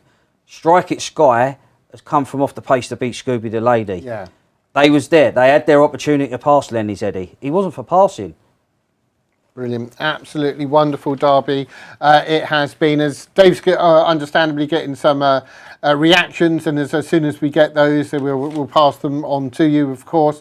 And it's always euphoric. It really is, and it will be again. And well, they'll just be in dreamland at the moment, won't they, Tone? Yeah, look, everyone's going, well done, the Hennessy gang. Great show, watching from Waterford Island. Well done, Lenny. What a run. Perfect run from Lenny. As I says, well done to Paul Hennessy and the family. Got it right on the night that counts. And that is the thing. Get it right on the night that counts. Hackney Corner was never in it after that slow start. And just, as I say, it's just... What can you say? You've got to say congratulations. Whether you've backed anything anti-post and you've been beaten, the best dogs won on the night.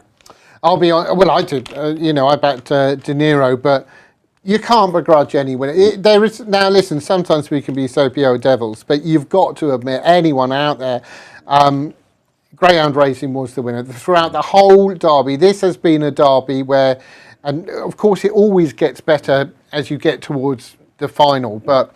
There is just this year, there's just been that special element. There's so many dogs you can pick out along the way. A lot of them have got through to the final as well, setting up the final you'd like. Yeah, people are asking about the replay and that. We are obviously showing the PGR stream as live, so it's out of our hands to show. It's beyond our control. It's beyond our control for any replay. We are showing the PGR stream that. Anyone else would be watching. Yeah, we do apologise. Yeah. That it is beyond our control. But equally, I'll be honest with you, I want to see the replay, and Tone wants to see the massively, replay as well. So we understand your frustration on that one, but we will try and get it for you. That's for sure. Yeah, no, look, it's obviously frustrating. Like for us, as equally as anyone else. Like we want to see. That's the first thing you want to see the replay, instant reaction to see what's gone on in the race. And as I say, it is out of our control. I want to see the race. I've only seen it live, so I ain't even seen a replay myself. Yeah. Well, it'd be odd if you had somehow, since you've been on camera all this Martin says, great presenters, rubbish stream. Yeah, well, unfortunately, I think we may have been slightly victims of our own popularity there, because there was such an influx, and again, that is unfortunate, and we do apologise for that. But hopefully, we will at some stage get that replay. We're certainly going to get the reactions, that's for sure. And Dave will be. And it is. If you've been to a Greyhound Derby final, you know. But it's manic, Tone. You've been to them as well. Afterwards, you've got the owner here, you've got the trainer here, you've got. They obviously got people who have been with them on the whole journey. They don't want to talk to idiot like me with a microphone. So they've got the people that, it's just here, there and everywhere. Yeah, the elation now, that it's like the release now, like the wins come, and now it's just like a deep. So even for like connections of the losers, like it's just like a massive come down, because you're at a high, and then all of a sudden it's just like a volcano's erupted. And forever, and also Mike Davis, the people at the track, he wants everything to go well tonight. The bookmakers as well for liabilities, but all equally, they would have been looking up early, looking at the weather, or looking at the weather days beforehand. When unfortunately Tank turned out, I mean, someone said jokingly, what if Liam gets stuck in traffic? We could have a match for the Derby fight. I mean, that would have been. Yeah, no, it's frustrating. As I say, I'm just disappointed, like everyone, like not seeing a replay. And I do find that, like, when you're watching big events, whether it be a boxing, when everyone just seems to surge to a site, and it can cause chaos with servers and everything, and that is out of our control. I wish I could have sped it up. I would have pedalled a bike to get the servers running a bit quicker. This will shock you, Tom, what I'm going to say next. But sometimes if I'm at home, I swear at the television myself. Here is the finish, though. And there you can see Lenny Zeddy beating Ballymac De Niro and Ballymac Duffel. And obviously it's kind of game over here, but look how much ground Duffel has made up, Tone. Yeah, like he's been beaten, a couple of lengths, but he just got taken off his feet, like he has done. He won off the front in them first 2 rounds, and he was just taken off his feet in every round thereafter. And the track's running well tonight. You don't post 28-20 on, the track ain't holding. I mean, I still can't believe the Romeo dog's 29 dead time. It just can't be right. But as I say, it's the night belongs to Lenny Zeddy. He's won the big race in 28-20. His fastest time of the Derby. He's defended the lead. Ballymac De Niro has turned. He had every chance to lay a glove on him and deliver that knockout punch, and he just couldn't get past. No, couldn't get past. And Hackney Corner, unfortunately, at the start, it seemingly went. Same for Ballymac Ralph as well. Yeah. But I suppose Hackney Corner, you'd be devastated because you've not had a run for your money. He's just sort of not got to the front. He was probably, if he missed it, like he was probably always going to be nearer last than first. I think Ballymac Ralph ran a bit disappointing. He was just taken off his feet a little bit. But yeah, look, it's just been a great night's racing. We've only got 2 races left to go. Obviously, the Durando's going to be a bit of a lopsided affair. Droopy's rated about 1 to 25 on. The TV Trophy Star, but this is an interesting race that we've got coming up anyway, Jason, this True Frame Champion Stakes. It is the BTBF True Frame Champion Stakes, so no Track 5 Anglesey Milo unfortunately will not be taking part. Fabulous Aria, Pat Janssens, he had a winner earlier on, and Zappa, when they put up the prices earlier on in the week, I couldn't believe, I saw 4-1 Zappa, and I genuinely can't remember what company it was, but I thought, you didn't see the race last week. 11-8 Fabulous Aria, Zappa 11-4. Then we've got 7-2 Romeo 4s, 4-1 Eagles Respect, and 20-1 Salaker's Amara. Yeah, it was fascinating, wasn't it? Because we thought Fabulous Aria did everything what she needed to do to cheat the draw, but Zappa, who hadn't been punter friendly, had he? I think he went to Nottingham a couple of times. Look, yeah, 4-7. I think he got beat at 3-1 on.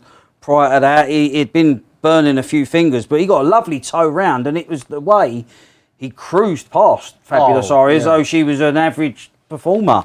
The draws worked out better for Fabulous Aria, but does she give Zappa a toe into the race again? And he wubs her out in from the third bend home? Well, possibly. That was my... I'll be honest, I did as soon as I saw that price earlier in the week, I backed Zappa just because I was trying to be clever for once in my life, and I just couldn't understand the price. You've also got Salaker's Amara, who has got early toe as well in there, but she was third bitch, as we keep saying, in the Derby. I'd imagine Zappa would be able to hold off her attentions, as it were. Yeah, I think Zappa's probably don't want to really trap level because probably the best thing to happen is trapping the same style as I've worked it out, last week. I've worked it out. Aria goes like that with Saleh Samara. Zappa goes like that, and then coming round, third bent down the back, Zappa takes control. But I am going to be with Fabulous Aria. I've just got an inkling that she just still, and I don't think she gets caught this time. I just think that'll be like, you'll probably scratch your head and think, hang on, she's not been picked up this week if she gets to the front. I've just got an inkling she's going to get to the front and stay there.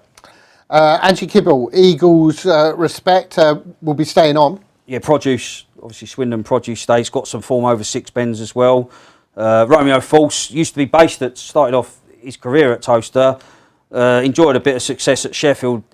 He's got the draw to overcome, although he does knuckle down to the task. He's a never give up the chase type of dog. And he's gone from 1 last week to 6 to the this extreme, week. yeah. But having no trap 5 will obviously help. Yeah, but I just think 5, if she continues to trap in the way she's doing, I think she's going to set the target for the others to aim at. And if Zappa turns second, will we be shaking and thinking, oh no, wrong dog? I've just got an inkling she's going to trap out in front and Zappa might have the answers this time around. A week later, it's amazing this sport. You could watch the race and go, well, I can't believe what I've just seen. Zappa's turned a length and a bit behind and ain't got nearer. But he could easily repeat the performance. But I just think that she might just nick a bit of a healthy lead on the inside. Okay, Tens, the Fabulous Aria for you, Zappa for me. We're still awaiting from Dave some reaction after the Derby. As I say, it will be a right hullabaloo, which wasn't a word I was necessarily expecting to say this evening, but a hullabaloo there. And Dave will get the reaction and send it to us, and we'll be able to see the happy faces. Yeah, people were asking, saying hopefully get to see the Winning Connections interview. Yeah, Dave will be getting all the aftermath of the Derby. And someone said trap 6 is a railer in this race. Wow, so yeah, it could be a little bit of congestion. But as I say, it's not. It's something we used to say a lot more, really. When often you'd get, as you do, 6 railers in a final. It used to be, kind of a cliche that everyone would bang on. Well, you either want 1 or 6. In that case, now we have got a full replay for you. I'm hearing. Of the Greyhound. And we're away and racing. 3 Lenny's Eddie got a lovely start. 1 Ballymac Duffel. Ballymac De Niro's on the outside. Ballymac Ralph in between them. And Hackney Corner is just the back marker. 3 Lenny's Eddie leading Ballymac De Niro. 3 and 5. It's Lenny's Eddie out in front from 5 Ballymac De Niro, who's trying to inch closer. 1 Ballymac Duffel a fair way back. 4 and 2 have got work to do in Hackney Corner. But it is Lenny's Eddie in the clear for Paul Hennessy looking to make history. Lenny's Eddie down the straight. Lenny's Eddie will win the Derby final. A brilliant performance by Lenny's Eddie, and as you said, Tone, getting away was key.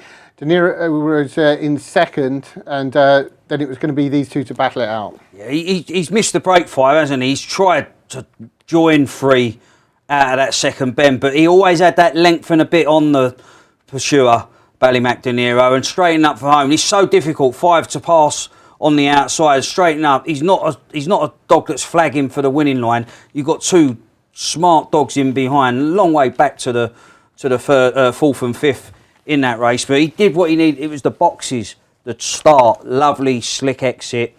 One's trapped well, he just can't go the early. But Ballymac De Niro, he'll have his day. Like if he would have trapped a little bit better, is he level? Does he do that slingshot manoeuvre down the back straight himself? Lenny's Eddie had a length and a bit all the way down the back straight and maintained it. Is there any in the final in particular you'd see Shelbourne would suit for the Irish Derby? Yeah, what suit them dogs? Yeah, suit every one of them. No, dogs. yeah, but any one in particular? No, all of them. All of them. It wouldn't be. I wouldn't be saying, "Oh, this day ain't going to be suited." At all. I mean, the Hackney Corner dog clearly shows his best form off the front, but the 3 Ballymacs, yeah, the Irish Derby, they're going to be. You only need to look at the betting; they're going to be in the top 6 or 7 in the betting without a shadow of a doubt. Yeah, and as you said, because they're so young, Hackney Corner was the eldest in the betting for next year's Derby as well.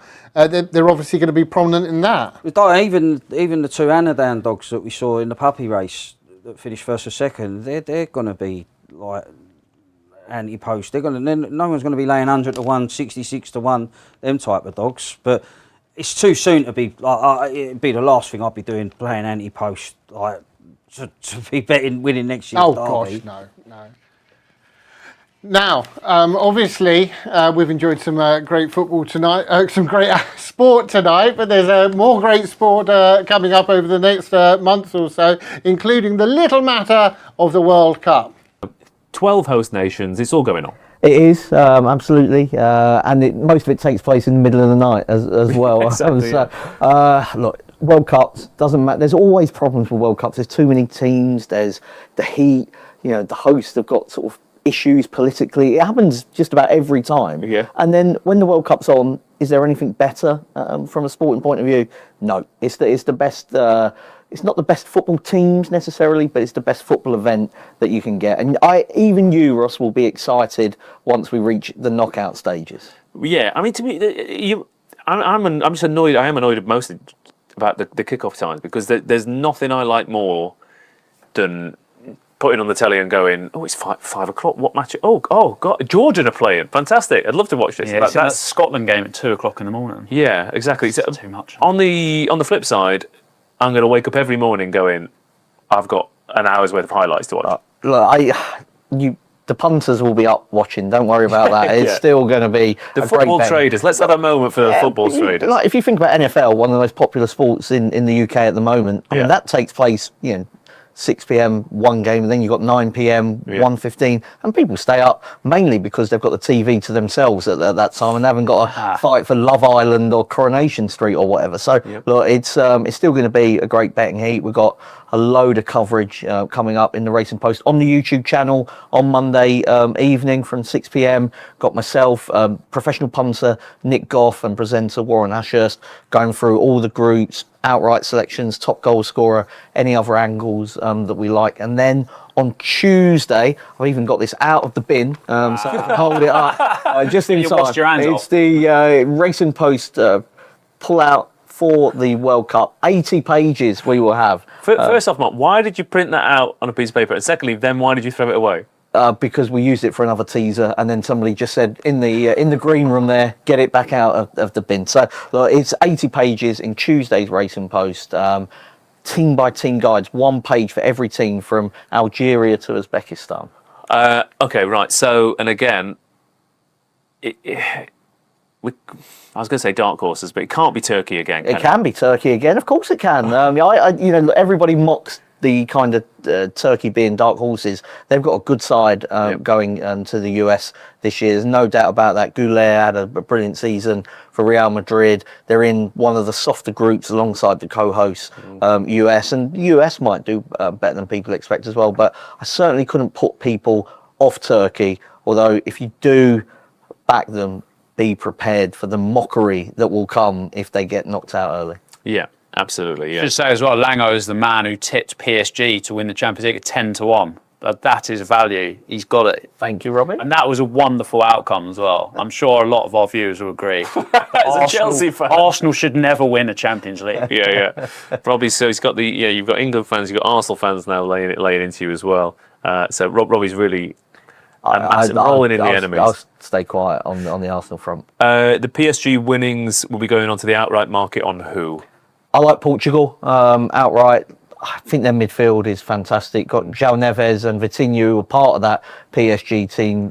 Nuno Mendes, the left back as well, from PSG. So you've got 3 Champions League winners. The fact that they play in France as well in Ligue 1, but PSG don't need to try half the time, so their players will be fresher. You imagine like Declan Rice comes into this tournament having worked his backside off, week in, week out for Arsenal.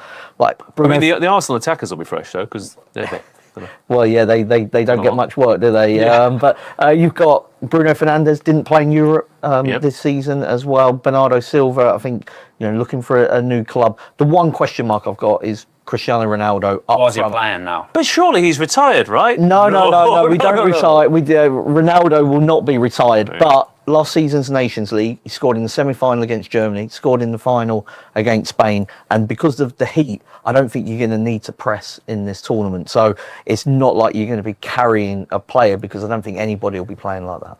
Good angle. Okay, last question for you before you go. What's the one thing everyone will disagree with you on the show on Monday? Is there something where people will go, "What were you talking about, Langer? Come on." We're fairly negative about Scotland. So apologies. Not only do you get a bad Keith Melrose accent, you also get some negativity around Scotland. No, I think I won't give away everything, but me and Nick would be sort of down on a couple of the teams right at the top of the market. Yeah. All right. Okay. So remind us again. Monday night, 6 o'clock, YouTube channel for the Racing Post video show. Then Tuesday morning in your Racing Post 80-page guide to the tournament. Not to be missed. I love this, but read it every year. It's a brilliant, one of the best things we do, for sure. Oh yeah. No, I mean there's that big kickoff. Yeah, producer Sam reminds us. It's not every year. But the big kickoff, that style, yeah. You went a bit Trump there, didn't it? This is we put the best World Cups on every year. Don't tell him. Nobody tell him. No one tell Robbie there's not a World Cup on every year. You just watch you watch all the highlights on YouTube, don't you? Yeah, absolutely. Yeah. To be fair, I do as well. Even the other day, I caught myself watching Diego Forlan's goals at the South African World Cup. No, I'll be working nights every night. Yeah. You look like a man who's preparing to be very tired. Are they not flying you out to? That's just my life, to be honest. They're not flying you out to Cancun or something? I'm in LA for a period of the tournament, nice. But not the start. All right, okay, fair enough. Right, Mark, good luck. Thank you. And the pullout is out on Tuesday and the video available Monday evening. Very quickly, Tony, wins the World Cup. Well, looking at some of these warm-up friendlies, I think someone like Ghana or Senegal will win it, won't they?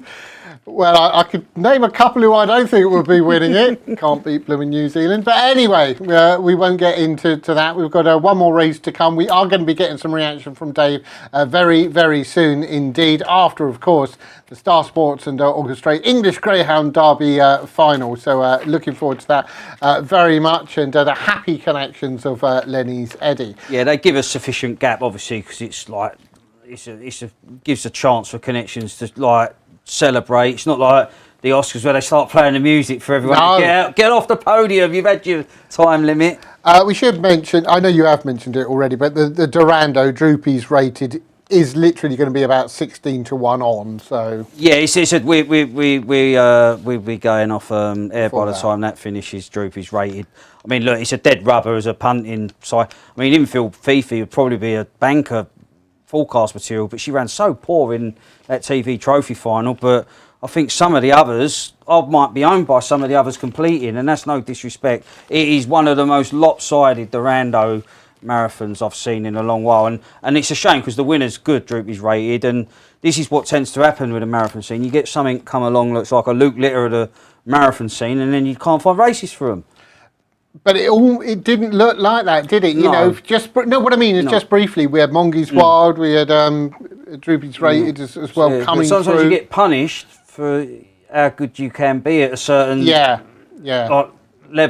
Oh, we've had quite a few over the Space Jet obviously, and quite a few. So it is unfortunate. It'll probably still be a good betting heat because like you can bet without. You can there'll probably be a few people taking on the favourite, but I mean, in all probability, it just looks an absolute one-sided affair. We'll start bet without on every race on track, so they'll certainly be betting without on that one. Have you told them all though you didn't turn up till late today because you didn't want to get smashed at Paul? I see you just sort of like ducked out of it. I was here. Ducked out of it. I was here with that pizza out there as well. You missed out on all the pizza. But remind us that in the our finale, not the finale at Towcester, the Champion Stakes, who you're going with? Yeah, I was amazed. I was amazed, but I was surprised. My eyebrows raised when Fabulous Aria did the donkey work and Zappa cruised past her like she was nothing. Don't get me wrong, Zappa's a fast dog when he gets it right, and he clearly brought his A game that occasion. But it's a week down the line. If it was so straightforward, I'd be lumping on Zappa, pay me mortgage, and everything would be sweet. But it doesn't work like that in any sport. There's no such thing as a good thing. But I do think the draw nearer the rails will be beneficial for Fabulous Aria. I just think she stills a march this time and don't relent. Okay, and it is of course the BGBF True Frame Champion Stakes, long-term sponsors of the race.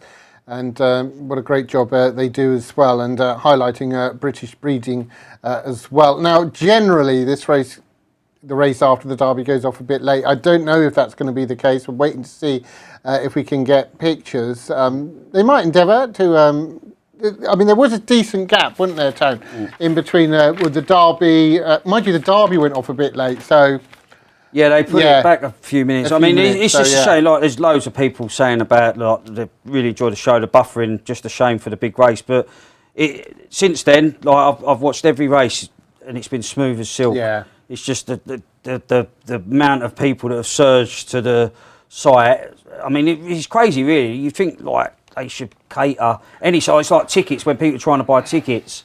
You just can't. Also, on this page cannot be displayed. They can't deal with the traffic. I mean, you'd think the technology out there now... You'd think it went on from years back, and I'm not saying this frivolously, it used to be a thing like in the break in Coronation Street, because everyone was putting kettles on. There used to be trouble with the electricity grid. The thing is, the cat, nowadays, the cat would have still been buffering to spin round on the brick wall. But Billy, we're as frustrated, but thanks for your kind words, and hopefully you've... And to prove we're not buffering, look, I'm going to speak to Jason... No, yeah, there we are. Look how good it is. No, as soon as the race had finished, the stream went perfect again. It was just so frustrating. Fabulous Aria 11-10, Zappa 4-1 earlier in the week, 7-4. Although that would have been with the 5 dog in there, to be fair. Romeo Force 4-1, Eagles Respect 5-1, 25-1 Salakers Amara. We are going to have the winning reaction to the Derby after this race, so you will see the reaction after this race. Now, you see, the good thing about now, Tone, and certainly for the Durando, is that it is getting a bit darker. Yeah, that's my only. Like, it's been a few years now that the Derby's been running daylight. You cannot beat the night time under lights, like when it's dark. It's that you can't put a price on it. That is like the cherry on top of the cake, whatever you want to put. It just gives it, I don't know why, it just gives it that extra oomph factor. Well, it does. It's more atmospheric. That's just simply it, really, isn't it? Because then the track, when it's all lit up, is more highlighted, you know, so it kind of makes it that bit more special. Like now they're walking off into the gloom, as it were. But 6-5 Fabulous Aria, 13-8 Zappa. Romeo Force, you gave a good word to for Kelly Hodgson, and the glass half full. He's a dog that always gives 100%, Jason.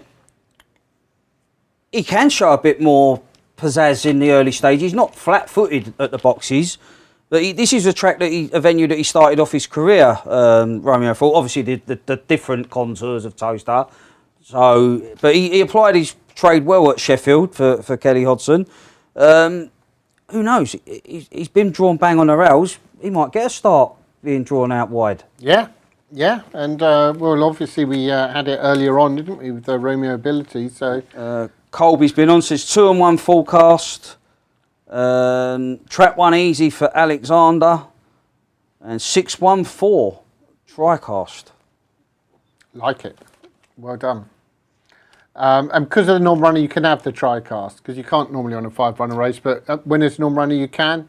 I know bookmakers have their own special things. Yeah, I think some do it, some don't. I'm not too sure. Yeah. I don't do many Tricasts, to be true with you. No. Right, here we are then. This is the BGBF True Frame Champion Stakes. This will be our last race, but we are going to have that reaction to the Derby itself. Right, Bunny on the spin. Best of luck. And they're away, and 6 has started well, as has 3, and it's Salakers Amara who's leading up from 6 on the outside, who is cutting across and gets across. Fabulous Aria has a pitch but runs up the back of 6. Romeo Force goes on. Zappa is moving through into second place now. Then we've got Fabulous Aria, them in 3 and 4, but it's 6. Romeo Force who's out in front to Zappa, who's cutting into that lead, as is Fabulous Aria, but 6 Romeo Force still out in front, still going strong. It's Romeo Force who's out in front, and Romeo Force who will win, and I think beat Zappa into second. 6 beat 2. Woo hoo hoo! Can you feel the force? Unbelievable run. I mean, again, strong running dog, got to the front. 1's missed the break, paced up, but it helped 6's calls, didn't it? 6's sort of got to the front at an early stage. I mean, 4's completely lost any chance, just went down on the back end. But 6 has got to the bend in front in any case. I don't think it would have mattered. 1's checked over the back of the leader there, but it was game over. As a strong dog who started off his career. He's 37 kilos of pure force. He's Romeo force, Jason. Yeah, and it's done it. Was he with Lawrence Tuffin? If he started off, I presume he would have been, yeah. And he's powered on, so I'm sure that Lawrence will be watching that as well. And has beaten Zappa. I thought it was Zappa in second. 28.88. Yeah, looks like 6.21, doesn't it? But yeah, brilliant, Romeo. And I like on Derby final night, and we've had the Hove winners as well. I do like it when you get the winners from different tracks. So to have Sheffield represented, that's good. Yeah, no, look, the Derby final night has everything. Distance races over various distances. The Derby was the race of the night in prize money and prestige, but that Scooby the Lady Strike It Sky race, just watch that back and back. That is the sport in a nutshell. Just play that race out and go, this is Greyhound racing. That's 2 boxers in the middle of the ring going toe to toe, and who's left standing. I thought you were going to hit me there, Tone. I thought you were getting out the old jab. Now, we've been promising you the reaction after the Derby. Here it is. Well, Hennessy Jr. on the track with the winner. Kevin, let's have a quick word with yourself. Your dad very modest there, naming everyone. He's some man. He is, but it is part of a team. Do you know what I mean? It doesn't happen by fluke, but look, I'm biased. I said it when Blake won it, but he's a genius, and I'm delighted for him. I really am. So he said to me there, he's finished, but I hope he's not. Look, your man, the kennel, your dad, first man to win a Derby at 3 different tracks. He's trained a Cheltenham Festival winner, but he did say that you were somewhat the brains behind the operation behind sourcing this dog. No, the brains of this was all down to John Kennedy Jr., Mary Kennedy and Maria. They're one of the best breeding establishments in the world, and we bought a dog and it didn't work out, and straight away they said come down and pick out a pup and replace him. And I went down, there was 4 black dogs in the paddock. I said, John, whatever the first lad comes to you, get his earmark and we'll take him. And that was Eddie, and all credit to them, because the dogs, Tank was in the final, they bred him as well, and I have a great relationship with them. They're here tonight with us, and they deserve this as much as anybody. But a big thanks to Michael English at home, Franners, everybody. It's just amazing, Dave, amazing. Yeah, well done, mate. Congratulations. Go and enjoy yourself. Well, Lenny's Eddie. He said he had the touch of the priceless Blakes about him, trap 3. You needed to get him out the boxes, Paul, and you've done exactly that. What a run from him. Well, look, Dave, it's not a matter of me getting him out. He's a brilliant young dog. Oh my God, I can't believe it, honest to God, that's what he needed to do. And I have so many people to thank. As I said to you earlier, Michael English, who's been with me 40 years. Yeah. Brilliant man. This wouldn't happen if it wasn't for Michael, Franners, Finton. When I tell you a good one, today is my father-in-law's anniversary, and he's the man. Just him got me into these. Brilliant man, lovely man. And today's his anniversary, 17 years ago. And boy, would he love this. Benny. And my own family, they've been so supportive. We can hear them in the distance as well, Paul. The cheer went up. Look, that's what he needed to do when he came out. I couldn't believe it. Look at this gentleman coming along here. Liam, thank you. Liam B is the last day here. Listen, it was a great race. You guys have come over. You actually got 2 through to the final, which is a feat in itself. You're now the first man in history to win a Greyhound Derby at 3 different tracks as well. You're some man, Paul. No, well, it just tells you now that that's available for everybody. If we can do it, and I mean that, all them young guys out there that love your dogs and want to go training, just get after it. You know what I mean? If it happens for us, it'll happen for anyone. And he's just a brilliant young dog. Well, let's walk and talk. I mean, tell me about this dog. I've said plenty about yourself. He came as a puppy from the Kennedys. We've had fantastic luck, and I'm thrilled. I hope John is looking in. John is a brilliant man. I've had dogs from John before young John was born. An Oaks winner, April Surprise. She was bred in Limerick, and John reared her. She won an Oaks from me. So it's going back 35 years maybe. Wow. And that connection is there, and his dogs are brilliant. all you have to do is feed him and gallop and away to go. Well, you've done it again, Paul. You've done it again. Listen, the family all behind you, yourself and Susan here, but everyone is here, friends and family. Yeah, they are. Louise and Bernie, Susan's sisters, are here, and our family are here. And for Lee Craze, then I guarantee you he's over the moon. And that man went to White City in places that we only dream of. You know what I mean? Like, so look, it's just wonderful. I don't know why it happened, but it just did. But I'd like to thank the team I have at home. They're fantastic people, fantastic. Couldn't be done without him. Michael trains that dog. I only have the licence in my name, you know. So. Well, you're some man, Paul. Enjoy it. Congratulations. Thank you, Dave. Thank you very much. God bless you. What a performance from your lad. Thank you. Brilliant. Brilliant. A big cheer went up, a popular winner. I said, didn't I? All he needed was 3. That was it. Bang, all the way. Look, there he is. And Lee, listen, I asked you about this is why you do it, this is why you own these dogs. You said, I'm dreaming the dream. You've realised that dream now, Derby winner. A lifetime dream, win the English Derby. Yeah, amazing. And like it's a massive team effort, honestly. Where is he? Where's Paul? Paul, Susan, Kevin picked the dog out. Kennedy's bred the dog. Amazing. Amazing. Tom, the whole team. And on this dog, he needed to get it right at the boxes. It was a great final and he did exactly that. It was poor perfect. All he needed was to get out, get to that bend, and then he could do it. So, unbelievable. How's that heart going? Yeah, all right, actually. Yeah, not bad. Listen, enjoy yourself. Congratulations. You are a Derby winner. Yes, thank you.